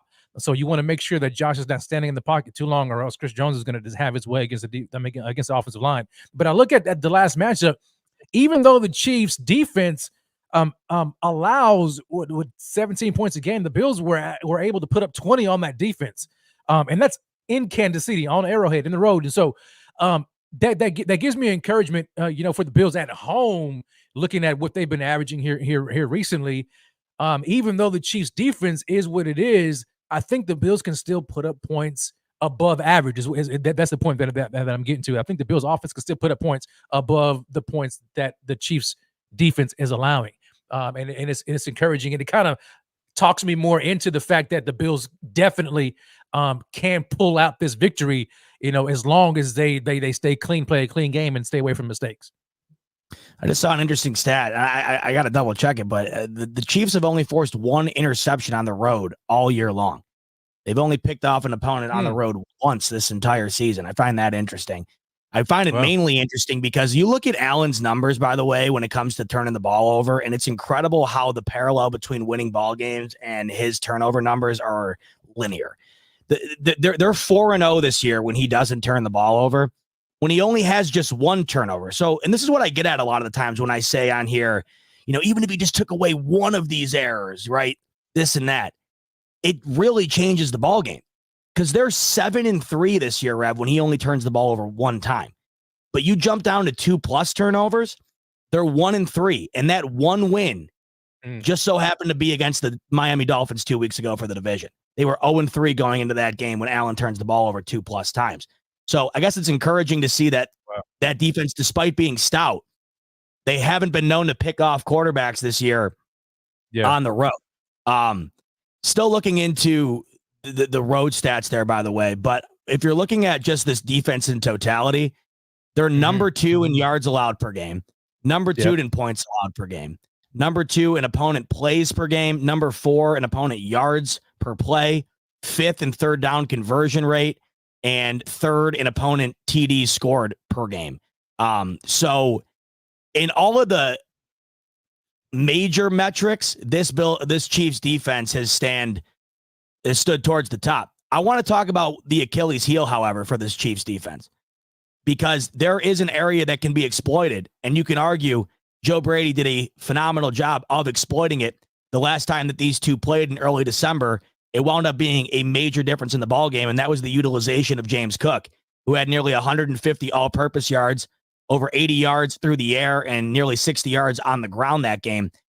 The Kansas City Chiefs they're not particularly great at defending running backs in pass coverage, but they're also 28th in the league defensively, yards per carry. This is a team in the Buffalo Bills, and it's crazy to continue to say this, but because it feels like we've been talking about it a lot recently, but the reason it's crazy is because it still feels like an alternate universe at times, thinking about the fact that ever since Joe Brady has taken over, these Buffalo Bills have been running the ball nearly 50% of every offensive play, all their offensive plays. The Bills have been running the ball 50% of the time they snap the ball. And that is almost unheard of. And there's no better example than the game last week. The Buffalo Bills ran 66 plays, and I think they threw the ball 34 times and ran it 32 times, something like that. It was the most balanced game you'll ever find. It was gorgeous because not only did they effectively execute the offense with a seamless balance on both the ground and through the air, they didn't turn the ball over. And that resulted in 31 points, a 7-minute advantage in time of possession, and a 2-touchdown victory. The Bills can certainly run the ball against the Kansas City Chiefs, and that's going to allow them to open up other things as well that you hope Josh Allen might be able to take advantage of. And if there's one area going into this game that you would imagine Joe Brady tries to scheme up something a bit different, something the Bills haven't shown yet, it might be something for James Cook to exploit this defense who has struggled against running backs this year. Not only do you want to do that to move the ball, Rev, but the Bills know the less Mahomes has the ball, the better chance they have to win. And lately, the Bills have done an incredible job of dominating time of possession. And if they're able to do that in this game, it goes a long way towards getting a victory. Yeah, I'm glad you brought up the point about time of possession, because I'm going back to that game and I'm looking at it right here, and I'm like, God, I didn't realize the Bills dominated the time of possession game like they did, against the Chiefs. That they dominated it by 10 minutes. They had the ball against the Chiefs in that first, game, 35 minutes and the Chiefs only had it for 24 minutes. So 24 minutes, 39 seconds. That's ridiculous. Now, granted, they only won by 3 points, but when you look at it though, to have the ball that much longer, that bodes well. And so if the Bills can kind of replicate that, and it makes me wonder, like, what kind of game are they going to play? Are they going to be aggressive, or are they going to play the long game, where they try to have long sustaining drives and keep the ball out of Pat Mahomes' hands, or if they're just going to go hey, guns on the wall, whatever, guns blazing, and just air it out. It's going to be interesting because we know it's going to be a chess match. You're going to see some things that we saw last matchup, and then we're going to see some things that are differently. But it just, when I see that though, that they dominated it by 10 minutes, it lets me know that, man, look, this Bills team, they can maintain possession of this ball against this team. They did it in Arrowhead, and so I think they can replicate that to a degree here Sunday. I mean, it gives me no reason to believe that they can't do it. And so if they're able to do that, I think their chances of winning, increase dramatically. Totally agreed. And right now, Vegas thinks that the Bills have the odds to win this game. Not dramatically, however, but they do think as of right now, the Bills are the team that deserves to be favored. And as everybody in here knows, the Smoke Break is sponsored by BetUS. So we're going to head over to BetUS right now and take a look at the lines for this game and try to dissect a bit here what the overall outlook on the Bills-Chiefs divisional game looks like from a betting perspective. And here we have it. The Bills right now, as it stands, -2.5. That game has been fluctuating all week long between 2.5 and 3. So the money's coming a little bit on the Bills. It bounces to 3. The money comes in on the Chiefs. Really seems to be split down the middle here, Rev, as far as who people think are going to win and where the money's going as far as betting on who's going to win. The one thing I find interesting out of these lines, Rev, is the over-under to me. The total right now is sitting at 45.5. The last time the Bills and Chiefs faced off in early December, the total hit 37. Rev, if you had to place a bet right now on BetUS on the over-under 45.5 points Sunday night, which way would you lean and why? I think the number's dead on, by the way. Yeah. Just to say, I think the number's like spot on. I could see it getting like right near it on either end. Yeah. I might be more inclined to go with the under. Just because of the defenses of this team, Yeah, I mean, but golly, I mean, we look at 37 last go around. You have to. Jeez, that's tough. I would go with the under for now. I'll go with the under, especially what's the weather going to be like? Is it still going to be snowing? And they're calling for shovelers again. It's going to be probably similar to what we saw last week a bit. Yeah. Okay. So that could factor in. But I was just going to say the over under for that game last week, Rev, on BetUS, I believe was 37.5, and the Bills scored 31 themselves. So I lean under in this game as well, because I see this being more of a defensive battle than I do this air raid hour between Josh Allen and Patrick Mahomes. I have this game at 23-20. That would be a slight under. That's the way I sort of see it going. And then as far as the spread here, 2.5. I know you like the Bills to win, Rev, and you said there's a potential for these Bills to really put their foot on the gas here. You taking that 2.5, or do you like the Chiefs to keep it within 2 points? I'm taking 2.5, man. Tough to me. Are you? Yeah. Yeah. In that way as well. I think if the Bills win, I think they win by more than 3. I think they can win it by more than 3. I don't think it'll come down to a field goal or 3-point victory. Able to get over that, that's tough. Well, man. I'll tell you what, Rev. I'm gonna put my money where my mouth is. -2.5, under 45.5. I like those two bets.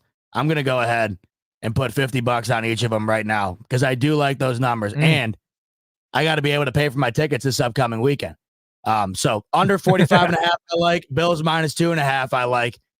Let me know in the comments what you like and what you would place on over at BetUS, and you can go and do that yourself. In fact, once the show is concluded, you just go down to the link in the bio, you click that, you get a 125% sign-up bonus on BetUS, and you can use that sign-up bonus and your deposit to bet on all of the games this coming weekend, props, parlays, teasers, you name it, on the 4 divisional games. You can also bet NBA, NHL, you name it. BetUS has it, along with the best customer service in the game, incredible odds boosts and offers, including an offer that they got going on right now that I've been telling you guys about for the last couple of weeks. And the reason I have been super excited about it is because it's one of the best giveaways that I have been a part of in a long time.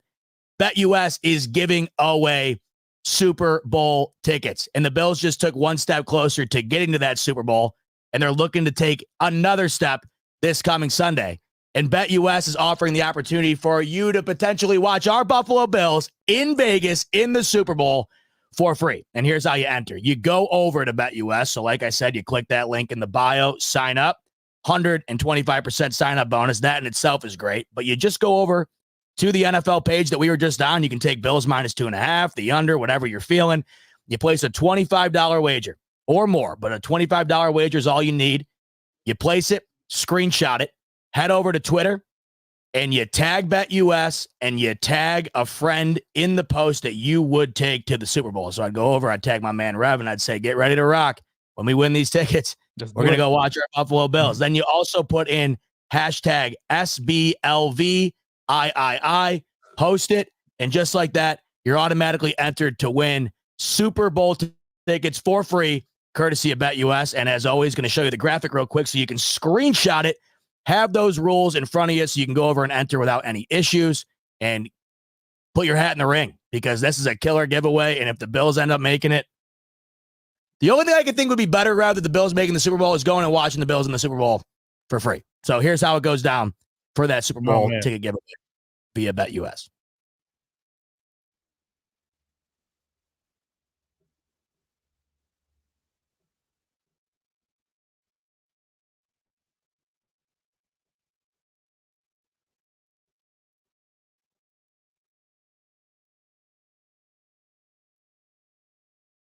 BetUS, America's favorite sports book, where you can bet on everything anytime. Sportsbook, casino, horse racing, live betting, and more. We have the best bonuses in the industry.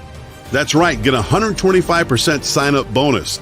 And to celebrate our 30-year anniversary, we are giving up to 30 risk-free bets, a truck, Super Bowl tickets, and more.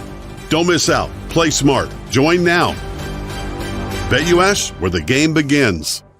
Just past that hour and a half mark. While you're here, make sure to hit the like button down below. Subscribe if you haven't, so we have you locked in for this coming weekend. We're going to be doing stuff all week long. Obviously, the closer we get to the game, and then hopefully, Rob, for the love of God, I hope we're previewing the AFC Championship next week. That's all I'm hoping for right here. Oh, man. Yes. So do all that good stuff, and then BetUS link in the description below. Rev, I want you to tell me, as you look at this game coming up on Sunday night, is there one thing in particular that stands out to you as an X factor for either team? Something in this game that if it goes this particular way, it swings in the Bills' favor, it swings in the Chiefs' favor. Is there one thing in particular that stands out that you think could really go a long way in deciding this game? Yeah, I mean, I think it goes down to special teams, especially when you look at Sam Martin, dealing with this hamstring injury. If I mean, though they have, they signed, Matt Hack. If they decided to go with Martin says, I think I can do it, and he goes out there and he tries a punt and he can't get it done, and he shanks one or whatever, or have another fluke, blocked field goal. It could come down to a stolen possession off, poor special teams play, and so I would think that special teams, and these elements, with these high stakes, could be the determining factor here in the game, and that's what I'll go with. Whoever can kind of steal a possession, or I don't want to say like a fake punt or anything. I don't think it'll come down to that. It could be just a fluke play, like a blocked punt, something like that, where the other team, steals a possession that way and has a short field. That could swing things big time. So I'm looking out for special teams in that regard. One thing that stands out to me in this game that could be a deciding factor on either side, the offensive line play.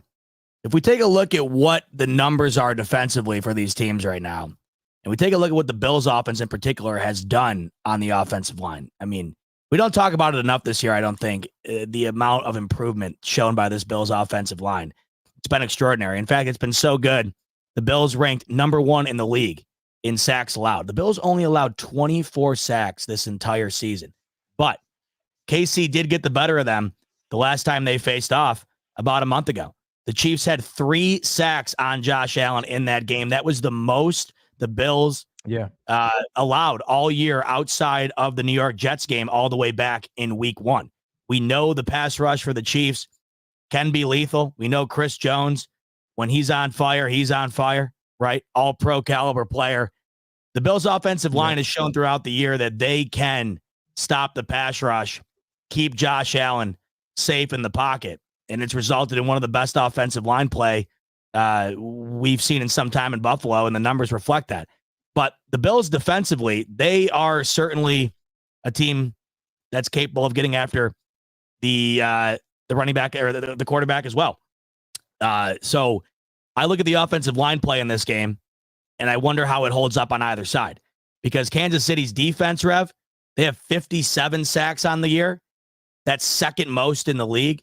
And the Bills have allowed the least amount of sacks in the league. So you essentially have the best offensive line in the league when it comes to allowing sacks, going up against nearly the best defense in the league when it comes to getting sacks. Whoever ends up winning that battle could go a long way towards helping their team secure the victory here. Now, on the other side of things, the Bills offense, they only sacked Patrick Mahomes one time the last time they played. But as I mentioned a little bit earlier, they did hit Mahomes 8 separate times in that game.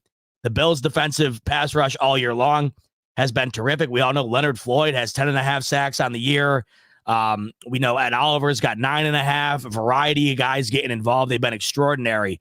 That's one thing in particular in this game, Rev, I think stands out because both teams have the capability of getting after the quarterback. And I think in this game in particular, the Bills have the advantage of stopping that Chiefs attack more so than I think the offensive line of the Chiefs has that ability. They've struggled at tackle throughout the year this year, Rev, if you've noticed. It hasn't been the most secure pocket for Mahomes all year long. And when you mix that together with the drops that they've suffered, with the insufficient play from the receivers surrounding that offense, I just think it's an advantage to the Bills if they're able to shut down that Bills or that Chiefs defensive front. They had a tough time doing so the last time out. You're hoping going into this game, they allow less than 3 sacks like the last time they went at it. Yeah, I agree with that 100%. Coming down to how the offensive line plays for the Buffalo Bills, and I can see a scenario in which the Bills defense frustrate Patrick Mahomes, not necessarily from the pressure that they're able to sustain, but I think just because of the coverage and these players that Pat's having to rely upon, Rashee Rice, even though he's emerging, and these other guys, I think they can get to them. Mahomes, so I like our chances on that side as well. But the games are always won and lost in the trenches. No doubt. And I think no more so than in a game like this where it does feel like one possession could be the difference. And if you take a possession where you put yourself in a hole taking a sack, and that's why a lot of these advanced analytics, I like looking at them at times when you're talking about guys like Mahomes and Allen and their turnover propensity. People like to call Allen a turnover machine and stuff. But when you look at the numbers sometimes, the quarterbacks who take more sacks, their numbers are worse than the quarterbacks who turn the ball over all the time, because it's not a direct equivalent, but it's a similar outcome because your drive's essentially dead in the water if you back yourself up 10 yards on second down on a sack. So they're huge drive killers if you continuously take sacks. And if you can avoid them, obviously you put yourself in a better spot. We got some super chats to get to, and let's start all the way back up towards the top. Coming in from David 824. Driving up from Brooklyn Saturday. Hyped. Go Bills. Let's go, Dave. Sounds like you're going to the game. Coming up from Brooklyn. Drive safe. I got to make a similar trek from Connecticut. Looks like the snow should hold off a bit, but knowing my luck, I'll wind up in the middle of something on my way home. But take it slow. I'll go to snail's pace, Rev, if I have to get home for that one. I don't care. Any travel ban? No travel ban. And if there is one, then I don't know. I'll take a jetpack or something. There's no way you're keeping me from there. James coming in. Love both of you guys. Much love to you as well, James. He's saying, what's the injury status for this game? Well, of course, with my natural tendency to not see super chats until an hour in, I would have had a great question to Thigh Doc, segue right Thigh Doc into, but James, I hope you stuck around because Thigh Doc came on and he knocked it out of the park, breaking down the entire injury list going into this game on Sunday for the Bills. And you want to know what I'm going to do later, just so people can have it. I'm going to go in and clip that section of the Thigh Doc, and I'll put it up here on YouTube as its own individual video. I'll also tweet it out and stuff. That way, I know a lot of people all week long have been dying to see what the injury status is of these guys and what we can expect from each individual player. So if you missed that, I will have that up either later tonight, early tomorrow, and you can go back and take a look at it. Rich coming in. He's saying, Super Bowl appearance, can Milano be ready? Wishful thinking. That was the rumor. That was the rumor, I think, right? I don't know if that's possible, nor do I think it's a smart thing. I don't know. I think I did hear that. Now, I don't know if I heard it with any volition. I think I just kind of heard it. Wouldn't stun me. Hell, if I'm Matt Milano, I'd probably go out there. I don't care if you, I don't care if you Texas Chainsaw Massacred that leg. I'd be out there finding a way to play in that game. You know what I mean? But you got to figure, like, even if he's close and they're like, man, they just shut him down. But I mean, he's not on IR, right? I don't think so. Is it Milano? I think Milano's on IR. Is he not? He's got to be, right? Is he not? Well, can he come back if he is? I don't know what type of. I mean, I don't know. We should have asked the Thigh Doc. Yeah, he's on IR. Okay. Milano was sent to injured reserve on the leg injury. Milano won't be back. Yeah. Okay. Now I remember. You want to know what it was? It was Daquan Jones who did end up coming back. But I'm thinking back to when I last heard this, and I'm looking at this article here, and it was a few weeks ago. It was like 3-4 weeks ago now already. I mean, how the hell that's even possible? I have no idea, but it was.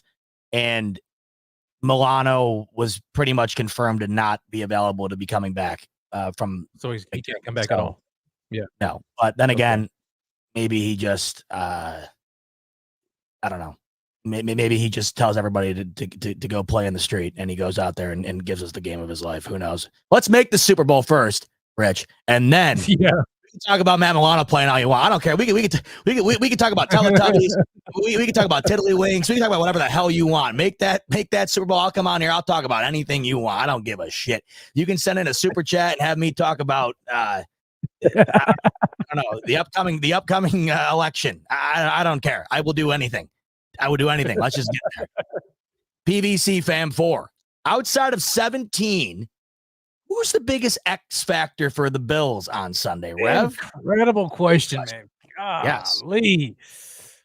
Oh, that is so good of a question, and it puzzles me because, my natural tendency it's got to be Stephon Diggs. It has to be. But I think not the answer anymore. No, it's not. It really isn't, and it's not that it can't be. I think it's the Bills are better when it's not. You know what I mean? Like more balanced. I agree. When they're more balanced. And so we know that Steve Spagnuolo he's going to try to get Diggs out of the game. I mean, you've got L'Jarius Sneed, who is a incredible cornerback. He shut him down last outing, by the way. Shut him down. Shut him down. And so, to me, it's those secondary weapons of Josh Allen on the offense, like your Khalil Shakir, your Dalton Kincaid, even to a lesser degree, maybe like Deontay Hardy, leaking out, like that big play that he had last week. But I think I would consider this. I wouldn't say the big three, but I think this is the little three. It's Shakir, Kincaid, and James Cook. Like those three, to me, are going to be collectively the guys that help push this team forward, not just over the hump against the Chiefs, but even just going forward, because they can't. I think that's what hurt the Bills last year, right? When you look at it and how they were 13-3, but they were just limping on through these wins. It was Josh Allen and Diggs and nobody else. Yeah, that was it. And then when they faced the powerhouse against the Bengals in the playoffs, they shut that down. What happened? They got destroyed. This year is different. They have other weapons that they can go to, and if they get those other weapons to step up like they have been, man, look out for. Give me all of Khalil Shakir. All of Shakir. Love that answer. I like how you called them the little three. I love that. Those are three guys that have certainly had a major impact on this team, especially as of late. And the one I think outlier that's a true shining star in the moments he's given opportunities is Khalil Shakir. I've loved it. It just seems like he gets better and better and better every opportunity that he gets. It's this time of the year where the unsung heroes matter the most, and that's when you see Shakir make an ungodly play like he did last week. You see Deontay Hardy take to the house the longest punt return in franchise history. It's these little things that add up that get you to where you're trying to go. But for me in this game, the biggest X factor, James Cook, for all the reasons we spoke about earlier. Chiefs defense, 28th in the league in yards per carry. James Cook really had a phenomenal day against these Chiefs way back in early December, nearly 150 all-purpose yards. He was great through the air. He was real good on the ground. He had a touchdown in that game as well. So James Cook, to me, is going to be the X factor in this game. He could dictate the amount of time spent on offense. He could dictate the play action game. He could take a major load off of Josh Allen's shoulders in a game where you know he's going to be probably feeling the pressure more so than any other game. Whether he exhibits that or not is another thing, but he certainly knows what's on the line. A big game from James Cook could go a long way for a variety of different reasons in this game. He's my biggest X factor outside of Josh Allen. One other caveat or one other additional answer, I'd say the biggest X factor outside of Josh Allen might be Josh Allen's evil twin, and that's the other Josh Allen that sometimes shows up. But I said this last week, and I'll double down on it. I agree with you. I have no reason to think that he's going to show back up in the playoffs for whatever reason. Josh Allen is a different quarterback. He has Josh Allen has played 9 playoff games. In 4 of those games, he himself has 4 or more touchdowns in nearly half of those games. On top of that, he only has 4 interceptions in those 9 games, 24-4 touchdown ratio in 9 playoff games. It's night and day. I want to say night and day because his regular season numbers are still surely phenomenal. But when it comes to protecting the football, knock on wood, Josh Allen has seemingly been the best at doing so in the highest pressure moments. So hopefully that continues. And you heard me earlier. 4-0 this year when they don't turn it over. 7-3 with 1 turnovers. 2 or more turnovers when the Bills really, really struggle to win football games. Only 1 win on the year, and that came just a couple of weeks ago. And the Bills needed a great special teams play and a lot of Miami Dolphins doing Dolphins things to help them out a bit. Now, not taking anything away, that the Bills displayed an insane amount of heart and the ability to overcome in that game because they were trailing throughout the majority. It wasn't like last week where they were dictating the way the football game went, and even at times it felt like maybe it could slide the other direction. They never lost the lead. They had a 21-0 lead before you knew it. You know, the Bills were clawing back in that Dolphins game the entirety of the football game, found a way. But that was their only victory all year long where they had 1 or 2 plus turnovers and won the game. And I'll say this. I like my chances turning the ball over 2 plus times against Tua Tagovailoa a hell of a lot more than I like it against Andy Reid and Patrick Mahomes. So I can't be seeing that. Zach of all trades. Rev, I had a nightmare last night that was so real, and we lost to KC and faced so much flack from coworkers and friends. That was so bad. You know Zach's bought into this game when he's dreaming about normal real-life occurrences. He's dreaming about him walking into the office getting shamed over a Bills loss. That is a man who needs kickoff to come at 6:30 on Sunday this weekend. I'll tell you what, since Zach brought this up, I too had a nightmare about Bills, but I think mine will ease the concerns of Zach. So Zach had a nightmare that we lost to KC. I had a nightmare a few days ago. The Bills were in the Super Bowl against the Lions. It was Bills Lions, and but it was like in the fourth quarter, and I think the Bills were up. I think it was like 13-12 or something like that, and then Lions had the ball with like about less than a minute to go. It was like a 3rd and long or something like that. And I remember seeing Sean McDermott run a 0 blitz. And I'm like, no, don't do it. He ran as and Jared Goff saw it, picked it up, tossed the ball for a long pass and long touchdown. They took the lead. They stole the lead and they went for 2. And so they took the lead to 20-13. I remember it's like it was yesterday. They were up 20-13. And when the Bills had the ball, final possession of the fourth quarter, and the Bills were they had to march down the field, and they had to score a touchdown to at least tie the game. And they had back-to-back on 1st and 2nd down. back-to-back false start penalties. And so here it is, 3rd and long. And then guess what happens? My TV freezes. Oh my God. I wake up. And I want to wake up. Oh my So God. I have no idea what happened. It was like 3rd and long, right? It was 3rd and nightmare. It was 3rd and long. The Bills down 20-13 because Sean McDermott had a goofball where he run a zero blitz. And I think the time on the clock was like, you don't have to defend the end zone. You just have to defend the first down. You know what I'm saying? And he went all for the gusto, and he had a zero blitz, and they picked it up, and boom, he scored over the top, and they scored a touchdown. And then they went for 2, and I'm like, that makes sense because Dan Campbell is something that he would do. You know, he's that kind of aggressive coach. What do you have? You have a brain chip up there that records your dreams? You remember every single detail. This is incredible. I remembered it, man. That's how much of a nightmare it was. And I tweeted it out like, yo, this is bad. Oh, I didn't see that. Is that why Zach's saying it? Because I didn't see you tweeted it out. Okay, no, wow.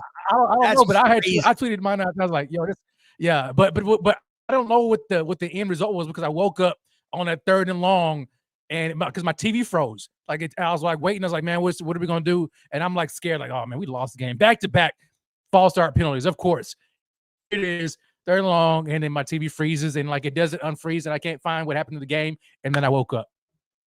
Dude, the rampage I would go on if in real life my TV went out. I don't even understand. I don't even think anybody would ever forgive me for the shit that they would witness me do.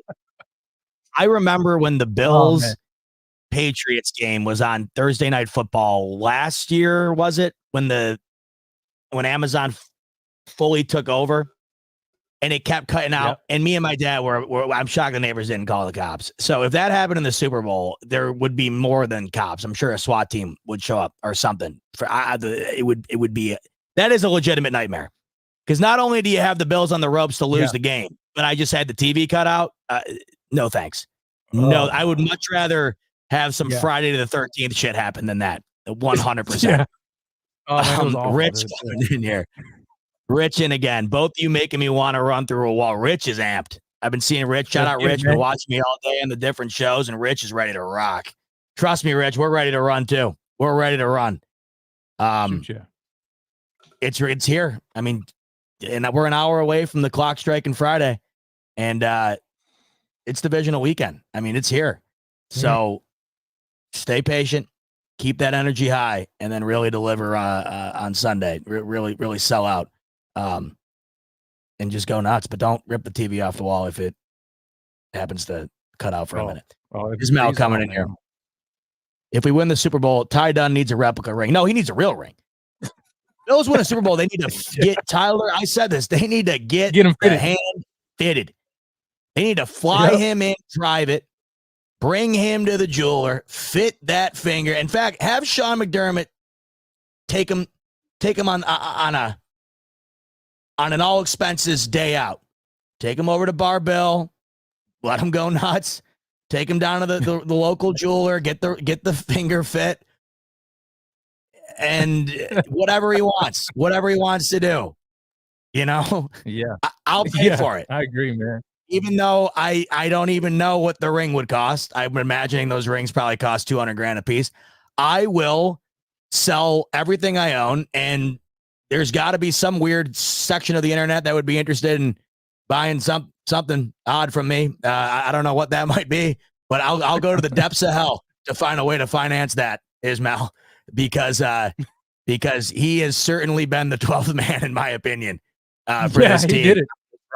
To some degree, to a major degree, I think, in my opinion. That's the way I see it. I think the money that he made off of that article might be enough to pay for the ring himself. You know, I don't know. No, Rob, no expenses. I want him treated like a king. I want him treated like a king. Give him the key to the city. I don't want a foot stepping on the ground. I want him carried everywhere. Thomas Jones coming in, and he became a member earlier. Shout out Thomas Jones. I don't have the Rico Bell, but I can play a song for him. I can do a little bit of this. Ooh, how about that? Shout out Thomas Jones becoming a YouTube member earlier. Love that. Much love. I got to get a bell on here or something. But perfect time to join. Perfect time to join as we absolutely continue down this road, man.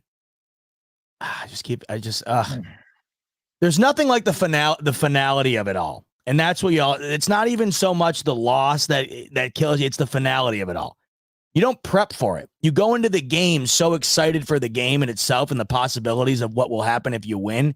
You don't prepare yourself for the finality of the season, because when that game's over, it's over.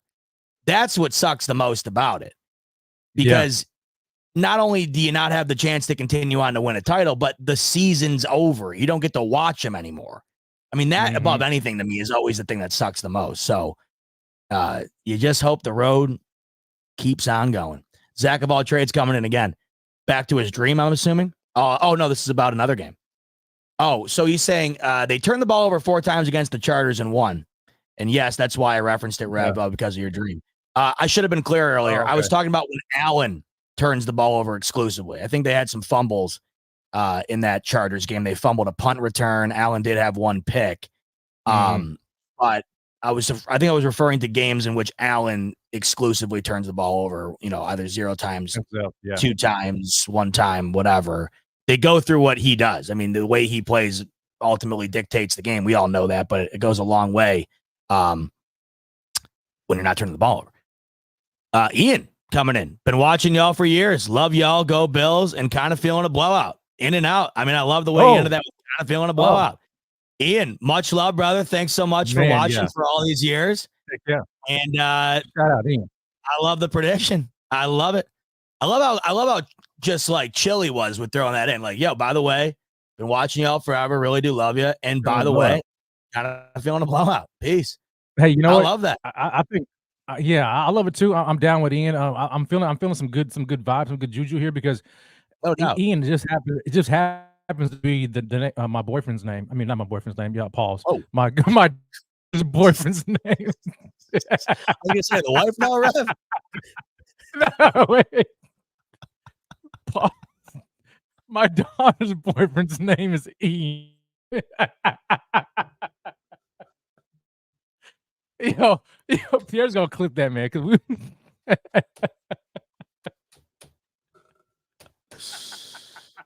Oh. Yo. That's a married man with children exposing himself 3 kids live on the smoke break on a Thursday night. That can only mean one thing. Rev has he's living a double life. Oh, that's amazing. So your daughter's boyfriend is named Ian. Is that what you're saying? My daughter's boyfriend's name is Ian, man. Yeah, that's what I meant to say. All right, so you're getting good vibes. Oh, that's I'm getting good vibes. That's what I'm trying to say. Man, I hope the wife's in bed, Rev. I don't want you to get in any trouble. I don't want you with that Freudian slip there. You know what I mean? Oh, man. This is an interesting one. LK coming in, a Chiefs fan. Welcome in. Here we go. Chiefs Kingdom and LK, and he's giving us an X factor for his Chiefs. LK saying, Chiefs fan here, and an X factor I see for KC is McCole Hardman. It's a great choice. A guy I felt last week in that Miami game had some opportunities, and they did not pan out. A couple deep balls going McCole Hardman's way, did not wind up catching it. I think he finished with, 4 or 9 yards, something like that. McCole Hardman last week. LK says he'll get more looks this game. He's back fully from injury, and the trade and the Pats, they trust him. I see deep shots and jet sweep coming Sunday. I could see that as well. It's a great choice, because you could tell last week they tried to get him involved in the deep game. Didn't work out the way they wanted to, but you don't know how much the elements had to factor in that. But could be something to look out for, and appreciate you pointing that out, LK, because as we know, the Chiefs can use help anywhere they can get it right now in the wide receiver department. They've really had increased input from why am I blanking on the name? Rashee Rice. Rashee Rice, yeah. I wanted to say. Why did I want to say? I wanted to say Jerry Rice. Sky Moore. Oh, he's not there yet. No, I don't know why. Yeah, no, I couldn't think of Rashee Rice. Yeah, he's been, input's been increasing significantly, and last week probably his best game all year. But definitely could use some help, the Chiefs, in the wide receiver department. So maybe it's Hardman we see get more involved on Sunday. GP coming in. McDaniels is streaming his Dungeons and Dragons match on Twitch right now. GP called it a couple weeks ago. It was hilarious. So he said something. He said something similar to this, but he said D&D, and it didn't hit me what that was in the moment. And then it did hit me like 15 seconds later, and I started dying. But yeah, no, McDaniels is at home, cooped up, and he's streaming a little Dungeons and Dragons because it's over. It's Tungavalova over in Miami. God, they went out sad. They went out sad, man. Dude, you imagine? Look at the Bills have had some shit years, Rev. I mean, they've had some shit years. I'd much rather go 7-9, 9-7, and just be mediocre than fan out with a 3-game division lead, blow it in 5 games, and then not even show up in the wild card. That was an all-time debacle. And they were talking so much trash. Oh my God, dude! Rev, I don't say this about any other fan base. I don't know what it is about those people. It is insufferable, and I've never seen more delusion in my life. Yeah.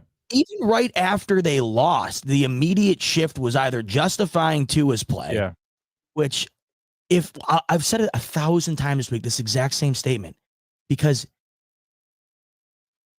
there's like just no other way to paint the picture. If Tyreek Hill doesn't come back on a 10-yard underthrown deep route from Tua, he finishes that game with like 150 yards and a pick, and they don't score at all. If it wasn't for Tyreek making a great play, bailing Tua out, they don't even score in that game. Awful. Everyone's talking today about how the Philadelphia Eagles were the greatest collapse of the year, maybe ever. And I get it. Right, Rev? I get it because they were in the Super Bowl last year. They start 10-1. I mean, that was as bad of a collapse as you'll see, too. Right. But I don't know. I think it pales in comparison a bit to what these Dolphins just found a way to pull off. I've never seen blowing a division lead like that in that amount of games. And when you factor in the game that they blew against the Titans as well, the whole thing is truly historic. What they just found a way to pull off. Major debacle. Yeah, major debacle. Oh, I mean, the Eagles are on the verge of losing Sirianni too, probably. I think, but the Dolphins. I fired him that night. Three game division. I for the life of me cannot understand how the Cowboys retained Mike McCarthy. It makes no sense to me. It is incredible the willingness to continue to you're just continuing to re-enroll yourself into the same outcome every year. Yeah. And I don't know if it's Jerry Jones's inability to look past his own biases, his own desire to man the ship. I don't know what the hell it is. But you currently are probably witnessing maybe the greatest head coaching cycle in the history of the sport right now. I mean, in this current moment, I got Jim Harbaugh, fresh off a national championship. He's won everywhere he's ever been one of the better coaches of my lifetime from a family tree of unbelievable coaching. Yep. I got the greatest coach in the history of the sport on the market, soon to be off the market, heading down to Atlanta. God, that is going to be weird. Holy hell, that's going to be weird. Is that like is that in the bag now? Is that almost... It's like approaching the finish line. Yeah, that's so crazy. Atlanta, but they're young and talented. They get a quarterback in there to flip out Ritter with. They could be something. Atlanta, especially because the NFC South is super weak. So we'll see. But you have him on the market, or you did at least. But he's there nonetheless. Pete Carroll, Mike Vrabel. Looks like Mike Tomlin might want to change the scenery or something. Who knows? Walks off the podium the other day when asked about his contract. Shaky there. Tomlin comes loose. He's getting snatched up like that. Dude, if Tomlin comes loose, I mean, it's already been one of the craziest rotations of power I've ever seen. And when you add in the factor of Nick Saban retiring as well, really one of the craziest weeks of sports or of football in my lifetime, because you're watching all-time Mount Rushmore type guys. Like either hang it up or leave the place that they solidified that status at. It's crazy. But what I'm getting at is you have all of that available to you, not to mention the guys that are looking for their first cracks, like Ben Johnson or Eric Bieniemy, whatever. And you're just going to roll again with Mike McCarthy. You had a 16-game home winning streak. You couldn't lose at home basically in 2 years. And then as soon as you get to the playoffs, against a first-year starter in his first playoff game ever, and you go down 27-0 like that. Do you blame McCarthy or do you blame Quinn? Well, I blame a variety of things. Dan Quinn, for one. You want to talk about another guy that was supposed to be on the head coaching cycle here? He lost. Sorry, pal. Yeah, I mean, you literally had to do everything but that to probably. Because Seattle apparently was very interested. Yep. I still think he just interviewed somewhere today. He did interview somewhere today. It wasn't with Seattle. It was with somebody else. But he did interview today. But good luck selling the fan base on the guy that just allowed 48 points to a first-year starter in a playoff game when you haven't. Dude, I saw a graphic earlier. The Jets have the longest playoff appearance drought in the NFL, and they have more playoff wins than the Dallas Cowboys since 2000. They haven't made the playoffs, Rev, since 2010, the Jets, and the Jets have more playoff wins than the Cowboys in that time span. Terrible. It's terrible. Pathetic. And they have a team that we see throughout the season possess the ability to destroy you. But at the same time, I don't know what it is. They are shockingly similar to the Miami Dolphins to me. It is right down to the quarterback. Yeah. Dak is quarterback to me. Dak is a right-handed Tua.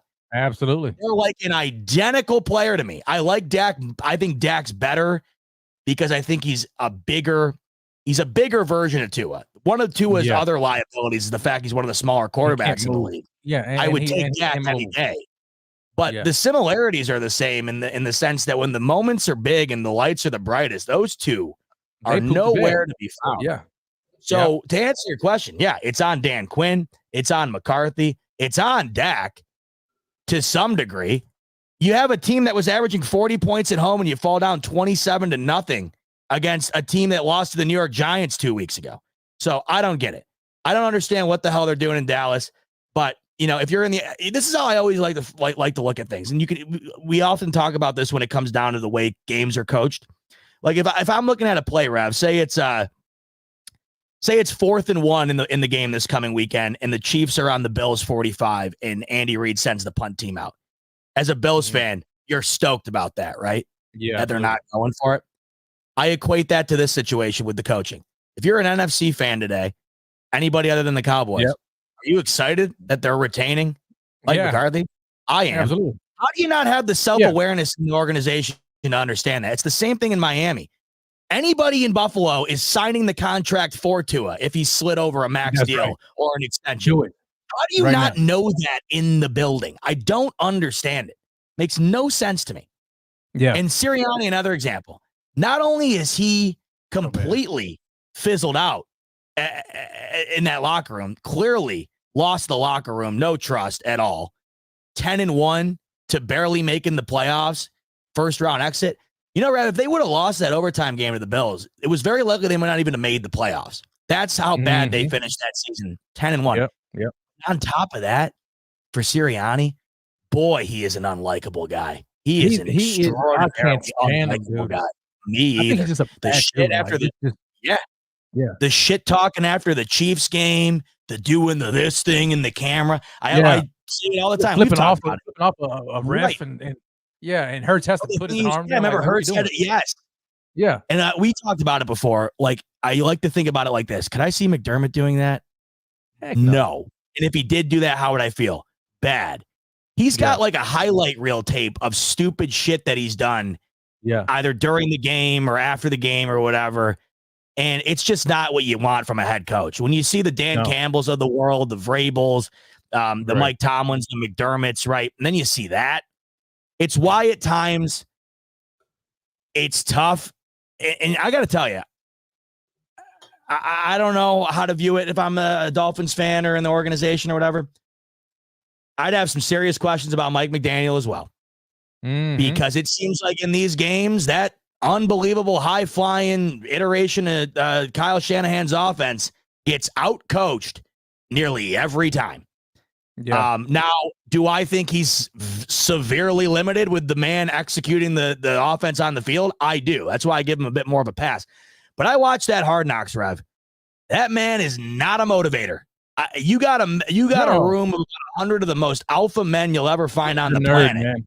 And then it doesn't add up. These odd iterations of coaches, and I firmly believe Nick Sirianni's in that basket. It usually doesn't work out for a long period of time, and there's a reason why. Yeah. He's a nerd, and I give him credit for what he knows offensively. But you just when you see him in front of guys, it's like I know if I was a player, he wouldn't do anything for me. And in fact, I'd be like, this guy needs to shut up. Just be quiet. I can do it myself. I don't need your motivation or your lack of motivation, whatever. But it's bad, and I think it also goes back down to their system. Like it's almost like you look at Shanahan. It's like, what do you really need? What kind of a quarterback do you really need to run that kind of system? But I mean, even the Dolphins, they have these incredible weapons. I mean, they have Tyreek Hill, Jalen Waddle, Mostert, Achane. You know what I'm saying? Like they have that. And so they put so much on their system and on the elite talent. Outside of the quarterback, it's like, I mean, it is what it is. I mean, that they've kind of. When's the last time that a Shanahan type of offense has really had that elite level quarterback? I mean, I don't remember. I mean, maybe I'm pooping the bed. Well, he's never even had one. He's never even had one. Shanahan. Did he even have it in Washington? I mean, yeah. Oh, in Minnesota, yeah, yeah. Back in Washington, it's true. That's probably about it. I think when he was an OC in Washington, I think. But I don't know. Yeah. I just cannot. What you want, and it's not. And it's back to the Miami thing. It's no fault of his own. I said this a couple weeks ago on my show, talking about because he doesn't really do a whole lot to make you not like him. The reason I don't, it's not his fault. It's what everybody says about him that they cram down my throat that I have to then take into consideration every time he's brought up or I watch him. When I'm being told that guy is a top 5 to 10, I mean, maybe you could argue the 10 on a good day. Fine. I mean, depending on when you looked at the quarterback landscape this year with the injuries, I'll let you maybe make that argument. But when I'm being told top 5 and MVP, and I'm hearing that on a week in, week out basis, I mean, it is peak stupidity. It is blind delusion. And then even when you watch him do exactly what you knew he was going to do again and again and again, I still hop online and God bless him. He's got an army of people that are willing to carry his water for him. And I don't know why, how, makes no sense to me.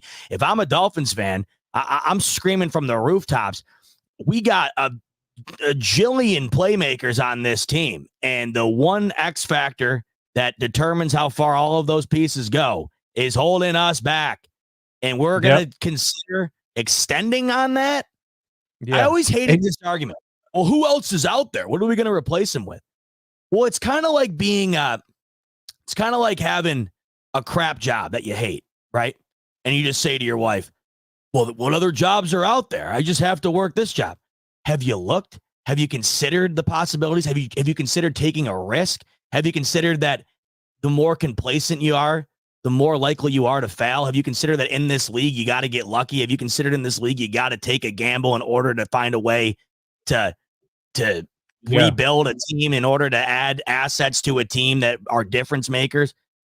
Who else is out there? I don't know, but it's better than that.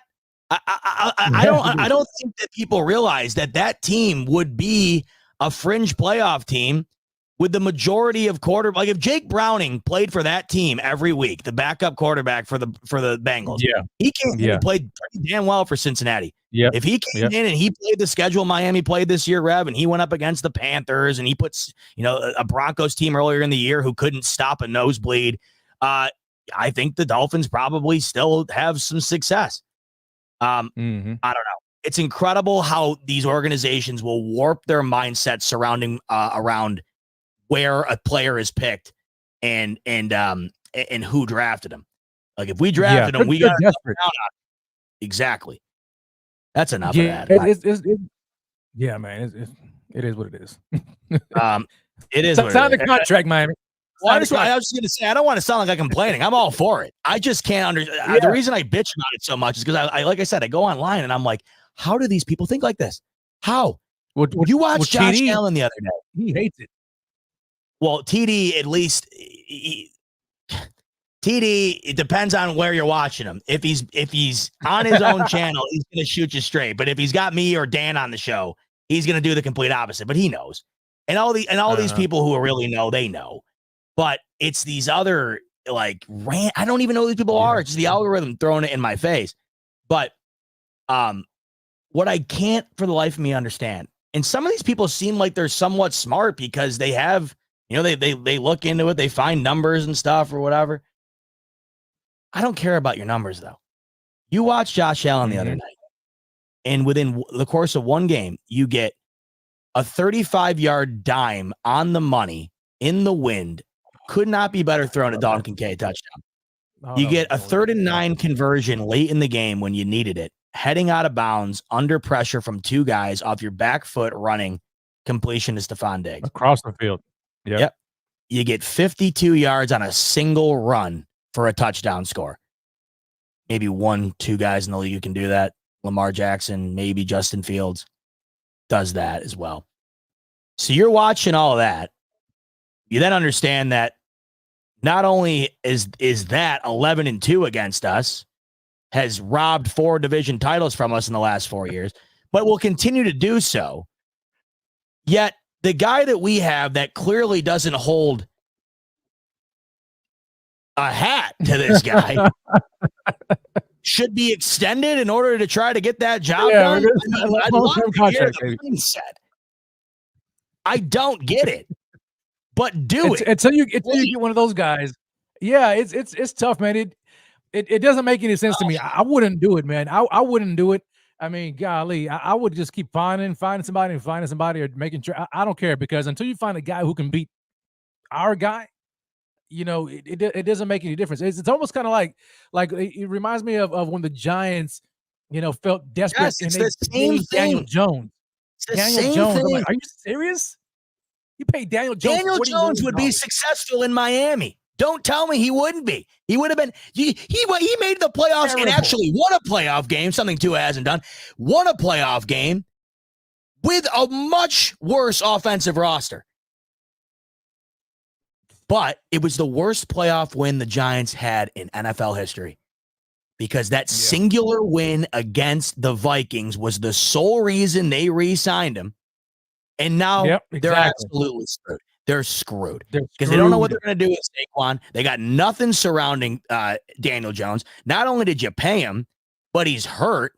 And now you got a top draft pick, and you don't even know what you're going to be able to do with it, because you're going to have to justify the fact you just paid the guy. Why would you not at the very I felt so bad for Joe Shane. Lamar Jackson's about to win his second MVP, Rev. Lamar Jackson's about to win his second MVP. Baltimore Ravens took the 5th-year option on him. You're telling me you don't have the balls to tell Tua that he's going to take a 5th-year option, or Daniel Jones? Are you shitting me? 2-time MVP gets a 5th-year option. You're not going to offer it up to the other two? Are you dicking me? You got to be shitting me. I can't they even got worked, man. Around I was looking at Joe Shane. I was like, Joe, you just got worked, man. I thought you came from the school of Brandon Bean. You got worked on that one. There's no way in heck I would have done that. None. I can't believe that the reason they do it is based on the play. It can't be, Rev. They're not dumb enough to get to that job in that league without knowing who's good and who isn't. It has to be completely predicated on pride and the inability to admit you were wrong. That's why I give all the credit in the world to the Arizona Cardinals a handful of years ago. You draft Josh Rosen, you're like, nope, and immediately the next year draft Kyler Murray. Like, all the credit in the world. Yeah. All the credit in the world. Move the hell on. And I don't know. The Lamar Jackson. Yeah, we're likely going to see the same thing with the Bears with Justin Fields. They're probably going to draft Caleb Williams and send Justin Fields packing. You know what I'm saying? I mean, so it can be done if you want to, but to hold on to those guys, it really makes no sense at all. And then you would think, like, going back, I don't even know why we're talking about it, but you go like the Giants and Daniel Jones, like they have no ties. There's no tie to that guy. New regime only goes in there. And he drafted him and he won a playoff game. So it's like, oh, pay him. Here you go. Well, hold on. Well, Joe Shane and them came back. That was Daniel Jones wasn't their guy. He was already there. They inherited Daniel Jones. The GM didn't have a tie. You're saying? Oh, I see what you're saying. Yeah. They inherited it. Well, that's the interesting thing about Tua. Really, Mike McDaniel doesn't have a tie because he was drafted before McDaniel got hired. No. Well, dang, it makes you wonder who was right and who was wrong. I think the GM wasn't around either for Miami when they drafted Tua. Am I right? I might be right. Yeah, I think you're right. Correct me if I'm wrong. But Brian Flores, they canned Brian Flores, and then he sued. And they don't want to. My guess is they don't want to say, "Oh, he was right." Remember, he would bench Tua every other drive for Ryan Fitzpatrick for weeks on end. Yeah. Yes. And wasn't word on the street was that he wanted them to draft Herbert, and they selected. No, the quarterback that's a foot taller with a much stronger arm and much more athletic. They wanted to draft him instead. No. Yeah, I think that's what Flores wanted. How dare he bring that up in the meeting room? Oh man, they picked before the Chargers and still passed on him. Yeah, still. Man, you're stupid. That's why I give the Bears credit. I think Justin Fields has gotten a bad deal because the Bears, they just have sucked around him. But you notice as the year went on a little bit this year, they started to get a little bit better and a little bit better. But the reason you have to move on is because you reset that rookie wage clock. That means a ton when you're trying to rebuild a team. If I can get the number 1 overall quarterback in the draft and pay him next to nothing for 5 years and build around it, I'm signing up for that before I double down on a guy that I'm not entirely certain on. And the Miami Dolphins could do something similar. Now, granted, you're not picking as high, but I don't know. It's a really tough spot to be in. Like you mentioned earlier, the Giants situation is very similar in my opinion. You think they would learn a thing or two from there, but I don't foresee it. I would almost guarantee, Rev, that they at some point, whether this offseason or next, pay him money. How much? I don't know. But I'm very, very confident that they retain him for foreseeable future. I don't see him. Yeah, they're going to do it. Rich from Agio, again. Bills win by 13. Oh, the irony. This guy with the jokes. You want to know what would be the ultimate irony, Rev? There hasn't been a overtime playoff game since the 13-second game. And as we all know, or maybe you forgot, maybe you don't know. Oh, the overtime playoff rules have changed. You can go down and score a touchdown now, and it doesn't end the ball game. Wouldn't that be the ultimate irony? Wouldn't that be the cherry on top of me just wanting to jump off a bridge if the Bills take Kansas City to overtime, go down the field, opening drive, score, Chiefs match, and then they end up winning the game? Wouldn't that just be the most poetic bullshit you've ever heard? Sean Hawk would want that to happen. There's part of me that wants to bet that this game goes to overtime on BetUS, because you can bet on that. And does that not just seem like something that could happen? Does that not just seem like that's in the cards? Has to be part of the script. You have that, right? The overtime match, rematch, and Sean McDermott, Josh Allen are winless in overtime. Zach of all trades. You know who it's the time. No. I know. Zach of all trades. You know who the worst Florida team is this year? Jacksonville. Yeah, that was a crazy end of the year for them. I don't know what the hell happened. When they beat the Bills in London and around that time period, about quarter way through the year, they looked like one of the better teams in the AFC. Then they just died. The amount of teams this year that just died, like not even a slow, drizzled out, painful death, like a rapid death. The Jags, the Eagles, the Dolphins. I don't know, but that's an interesting point. I don't know. I think Jacksonville had a couple wins over winning teams this year, though. I believe. Mm-hmm.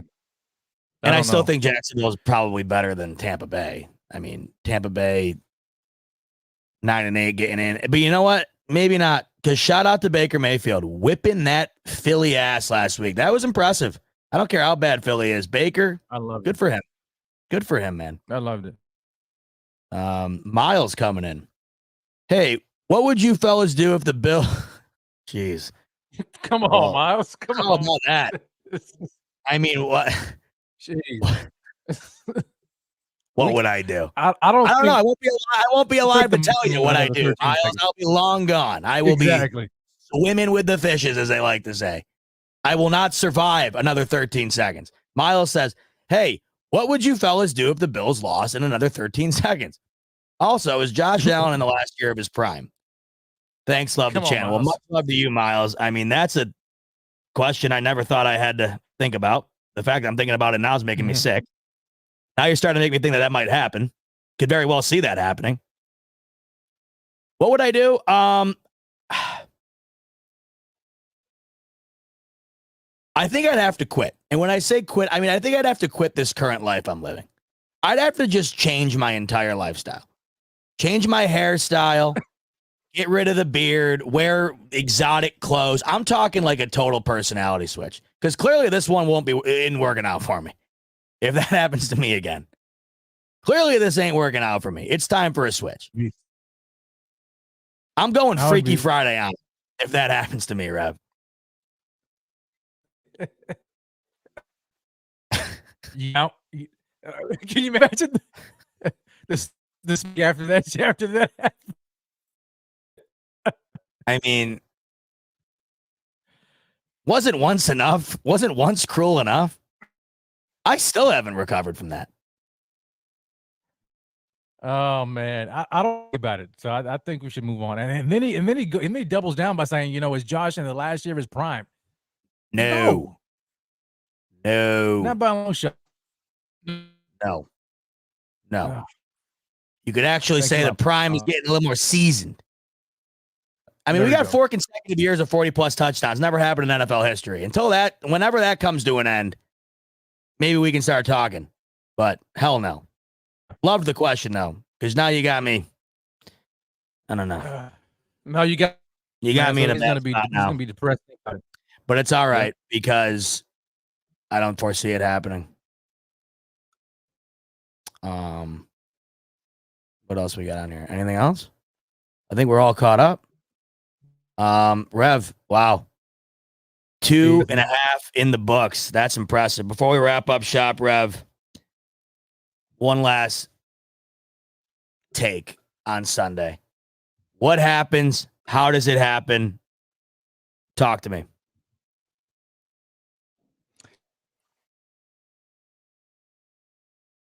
The stakes can be higher. The stage couldn't be set any better. The table was set before us. The Bills have to get this thing. There is no ifs, ands, or buts about it. You have the Chiefs finally in your own backyard at home, Highmark Stadium. We get a Chiefs team that's vulnerable as they will ever be under Pat Mahomes and Andy Reid on the road. You have to handle business and get this job done and move that much closer to your ultimate goal, which is a Super Bowl. And so, yeah, that's really what it boils down to. I mean, we can talk about matchups and this and that and what needs to happen. Just win the game. Just the doggone game. Nobody's gonna care what it looks like or how they win. Just win the game and get that monkey off of you, those demons, and move on. That's it, man. I love it. I couldn't agree more. I could give a rat's ass how they win this game. They could win this game 3-0 for all I care. They could win it 2-0. I'd actually like that. That would have to be scoregami. 2-0 would have to be scoregami. No doubt. So I've alluded to it all night. I think it's a lower scoring ball game than many might think just because it's Mahomes and Allen. These two defenses are stout. two of the best defenses in the league when it comes to points per game. And they're two defenses that I think are going to give two of the best quarterbacks in the league as tough of a ride as they'll face really against any team. We saw that unfold early December when these two went off against each other. 20-17 was the final in that one.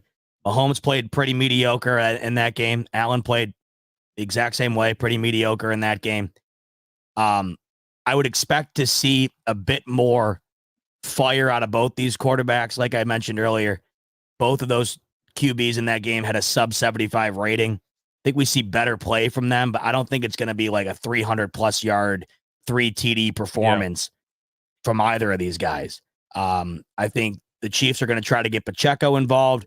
I know for a fact the Bills are going to try to get James Cook involved. I hope it works early and often. And if it does, I hope they continue to go back to it. I like the Bills' ability defensively to get after Mahomes. Might not sack him all game long, but you're putting pressure on him. And with receivers all year long who have not been able to hold their weight, the less time you give Mahomes to decide where he's going to go with it, the more chance that something's going to get disrupted downfield. It's been happening all year long to the Chiefs. I think the Bills' offensive line certainly has the capability of withstanding a stout pass rush from the Chiefs, but it needs to be better than it was the last time if they don't want this game coming down to the last minute. The less Josh Allen's under pressure, the less he's sacked, obviously benefit to the Bills.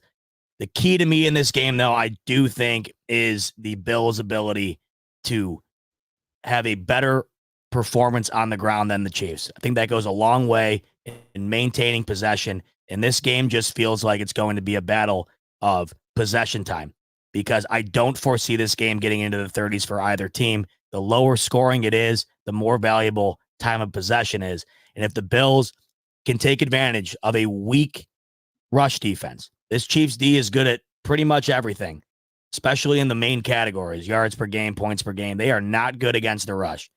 The Bills can find a way to exploit that, and they did find a way the last time. If they can build on that, I like the Buffalo Bills' chances. But above anything else, I think these two teams are pretty equal in a majority of factors.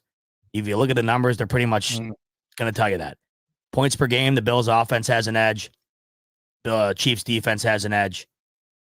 They're pretty much split right down the middle in a lot of categories, but I think the Bills throughout the year have showed their ability to be more dominant than the Chiefs have. And I also think the Bills have come into this playoff with much more momentum, and I think that means something. The Chiefs all year long were kind of stumbling around from game to game, and that did not come to an end at any time, including the end of the year. Right before these playoffs kicked off, we go back to that Raiders game on Christmas Day. So the Bills have been playing a playoffs style of football for a month and a half, and I think that matters. The other thing you have to factor into, of course, is that this game is in Buffalo, and I think that truly does mean something. How much it means, I don't think you'll ever be able to entirely know, but I certainly know it means something, and it's a differentiating factor compared to the other two times these teams have squared off in the playoffs. And I can't help but think that it's certainly going to be an advantage for these Bills that they've been missing. So for all those reasons, I think the Bills have a slight edge in this one. I know Rev said earlier he could foresee a blowout, even if the Bills had the capability in the game to do it. I just don't think they're going to be able to grasp it. It's just not who they are in these moments. I just don't see it. There's no way, in my opinion, this game does not come down to a nail biter, a sweat fest. Oh my God, I'm going to have a heart attack type game. But hopefully, and in my opinion, the way it goes, an instant classic this time around goes to the Buffalo Bills. 23-20, Bills win, and move on to the AFC Championship. Speaking of the championship weekend, Rev, one more thing before we round out here. Give me your winners for the other three games this weekend. How do you see the championship games panning out? What do you see the matchups being next week? Go to the Super Bowl. All right. So I actually like I like the CJ Stroud led Texans, man. I think I like them on an upset. I know. Something about that team, man, and that Stroud is special. I don't know what it is, but that kid is special.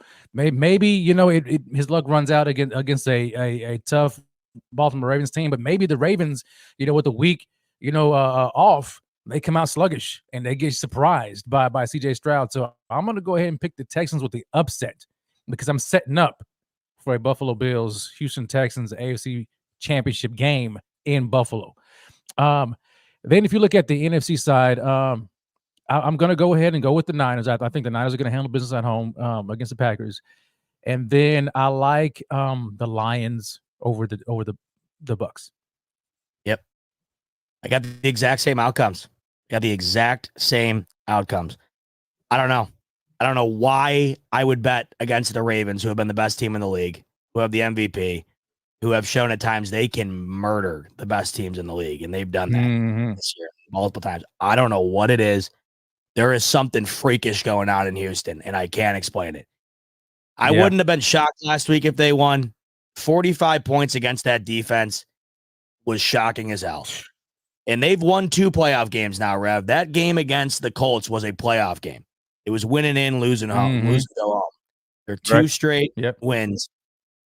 I don't know.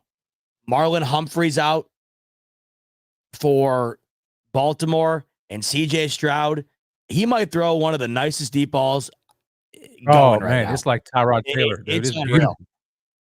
It's gorgeous. It is beautiful. I love it. And something weird. And he stands in the pocket. I'm going to take them to win. That's going to be my upset. There always seems to be at least one. But the unlikely chance that they do win, I still see them keeping that game close. They might lose it. Yeah. But I just don't see how that game right now is at a 9.5, 10-point spread. I don't see it. I see Houston keeping that game close. I definitely see Houston keeping that game close. And then on the other side of things, I think Tampa can certainly score on Detroit. Would not shock me at all, actually, if Tampa beat Detroit. Detroit's pass defense is horrid. But Tampa, it's weird. Last week, they had it going. They also could have scored twice the amount of points that they did. They kind of got stagnant. That's a team that should have lost to Carolina a couple weeks ago, and I think they scored 9 points in the game. Terrible. So the Bucks are real hot and cold. You never know. They could definitely give the Detroit Lions a game, but Detroit's at home. They're the better team. I'm going to take Detroit to win that game. And then I'm dying to see Jordan Love in this environment with these Packers. They're similar to the Texans to me right now. Out of nowhere, all of a sudden, they're getting unreal quarterback play, and they have nothing to lose, and they're playing like it. But going up against that San Fran D is a hell of a lot different than going up against that Dallas D. So completely different. I think it's going to be a bit of a culture shock there, and I think I'm going to take San Fran to win it. But I'll say this, Rev. Any upset this weekend would not stun me the way things have been going. Yeah. They wouldn't blow my mind. I would agree. I can see it happening. Yeah, I definitely can see it happening. I like the Stroud over the Ravens. If Love was able to go down there in San Fran and stun the victory, that would be nuts. Wow. Imagine 2 first-year starters get to the championship game. That would be insane. That would be insane. I want to ask you this about before we get ready to shut down. As far as the Bills matchup here, because you picked a close game. What was your score? Was it 23-20? 23-20. 23-20. Yep. What if I told you that this game could, it could be a field goal game? The game of field goals. Oh, I know it. I don't know, man. Would you still pick the Bills over that in the game of Harrison Butker versus Ty? It came down to that. No, Butker is the better field goal kicker. Not an argument. Butker's phenomenal, right? That's certainly a concern. It's certainly a concern. I'm gonna play. I'm gonna be goofy and be way out here. I'm gonna say it's a field goal game, but I'm gonna take. You said the over under set at what is it? I mean, not the over under, but is it 45? 45.5 on BetUS. Yeah, 45.5. All right, so that's perfect. That's perfect. So I'm gonna go ahead and say this is a field goal game, right? And the Bills win at 27-18. 27-18. All field goals on both sides of the ball, and Tyler Bass sets the NFL single game field goal record with 9 field goals in a game. that was held by Rob Baronis in the Tennessee Titans when he had 8 in a game against the Titans. They won 38-36. I can't remember who they played against. I'm trying to pull. That's what you think's going to happen? So I'm just throwing it out there. I'm just kind of trying to be goofy out there. Yeah, just imagine if it's a field goal game. If it's all field goals, and the Bills won by all field goals. 27. Well, you know, like I said earlier, 2-0, cool with me. I don't know. That would be nuts. But the Chiefs did kick 4 field goals last week. They had 12 points come off of that. I thought you were going to ask me like the difference between Bucker and Bass, and Bucker's certainly the edge. Oh, Bucker's way for better. KC. Yeah, he's been money all year long, and he's really always has been. I don't know if the bad Doc alluded to it a little bit earlier. The bad miss at the end could have been due to Sam Martin holding the ball weirdly because he was hurt. I hope so, because that was egregiously bad. I've never seen Bass miss one that bad before. Ever. No, so I have to imagine there was something to do with it, but I don't know. T-Bass does concern me a little bit. I can't lie. One last super chat before we wrap up. It's coming from Lucas. I wonder if Josh Allen, thinking about how satisfying it was to see Mahomes cry after that first L, do it again. Bills by $1 billion. Oh, man. He was put in a tough spot. He handled it with class. I'll give him that. He was, Allen just kind of like, you know. I don't know. It was better than Tua last week asking for Mahomes' jersey after getting his ass kicked. You see that video? Yeah, come on, man. What the heck? You can't be doing that. No, man. I don't care if you're playing rec basketball down at the Y. You don't ask the guy after the game for his jersey if he just got bulldozed. I could not believe that was real. Imagine Tom Brady walking up to Peyton Manning after a hard-fought AFC championship, and he goes, "Hey, Peyton, what do you say you give me that jersey?" After Peyton just dropped 40 on his head and beat him by 20. I mean, come on. I can't believe it. Oh my God. No, Cam Newton in the Super Bowl against the Broncos when they got destroyed. He goes up to Peyton Manning. It's like, hey, that game was over. Yeah, I guess at that point you might as well. You know, I guess you made it that far. You got to go home with something. Yeah. You know. Yeah. Plus, it's terrible. Yeah. Did he do that? Did he do that, Newton? No, I'm just saying. I don't know if he did or not, but I'm saying it would be like that. Just yeah. You can't do that. You can't. It's just at least not on the field. I don't want to sound like a dick, but isn't it kind of embarrassing? Is it not? If you want the guy's jersey, reach out to him in the locker room or afterward. Like, hey man, can I get your jersey? Whatever. But don't be on the field. Yes, I'm fine with that. I think it's cool they do it. There's some people who bitch about the fact that they do it. I like it. If I was a player, I'd love collecting all the different guys I play with. That'd be sweet. Not like that. If I say the Bills go out this Sunday and the Chiefs just roll them, say it's fucking 40-3. And I see Allen go up to Mahomes after and be like, "Yo, man, let me get that jersey." I'm done. I'm ripping everything off the wall. We're done here. Smoke break. Shut it down. It's over. I'm done. Because if I'm spending that amount of money I am to go to this game to watch that, and the result of it was you trying to get another jersey on the wall, I'm calling it quits. Yeah, I can't be supporting that. I can't. I won't. No. There's no way. There's no way you do it. That's what we were talking about earlier with Sirianni in there and stuff. It's like, could you see Allen doing that? No. Okay, then good. Like that should be the standard. Can you see the top guy doing that? No. Okay, so if there are guys doing that, red flag. Red flag. Big time. Like you imagine, right? Imagine. Bills, it's like 50. It's like AFC championship back in the 90s, Raiders, Bills. I think the Bills won that game 52-3 or 0, right? Yeah. Say that's what the Chiefs do to the Bills on Sunday, and I'm in the stands for this. Oh my God. And I'm begging my dad to drive the car into the river on the way home, but he won't do it. He won't. Yeah, into the driving to the pit. Full speed into the pit. and he won't do it. And I got to just sit there and live with my thoughts. So I queue up Twitter. And the first thing that greets me is a post-game video of Allen and Mahomes at the 50-yard line. And Allen's got a big old grin on his face, and he goes, "Yo, Patty, what do you say you let me get that jersey?" I'm grabbing the wheel from my dad, and we're going for a spin. We're done. And if we somehow make it out of that, this whole thing over. You heard it here first. We're done. We're donezo. Speaking of donezo, we got to be done here. We're going on 3 hours. Rev's losing his mind. I'm just saying shit at this point.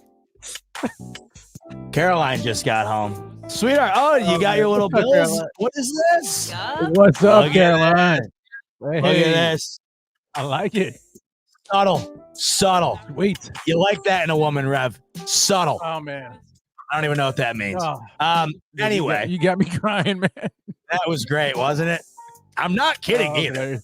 I know it might be funny. Yeah, It's 100% dead serious. I know So, you're telling the truth.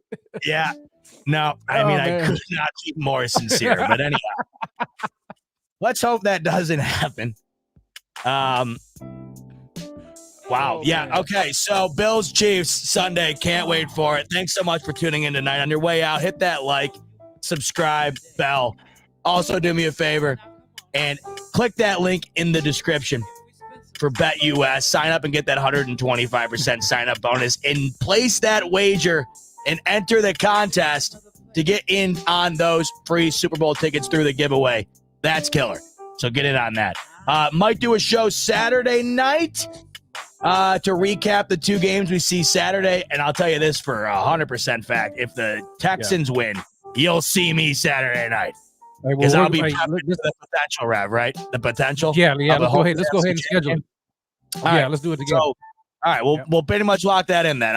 Unless something unforeseen happens, plan on seeing Rev and I Saturday night. And God knows what other stupid shit we'll talk about that night. But we'll certainly talk about ball as well. So we'll see you there. But until then, thanks so much for tuning in tonight as always. Looking forward to the game. Looking forward to talking again soon. And until then, enjoy your Friday. And go mother effing Bills. Go Bills. Peace. Come with me, let's have a smoke break. Nah, it's just a normal break. Let's smoke break. Smoke break.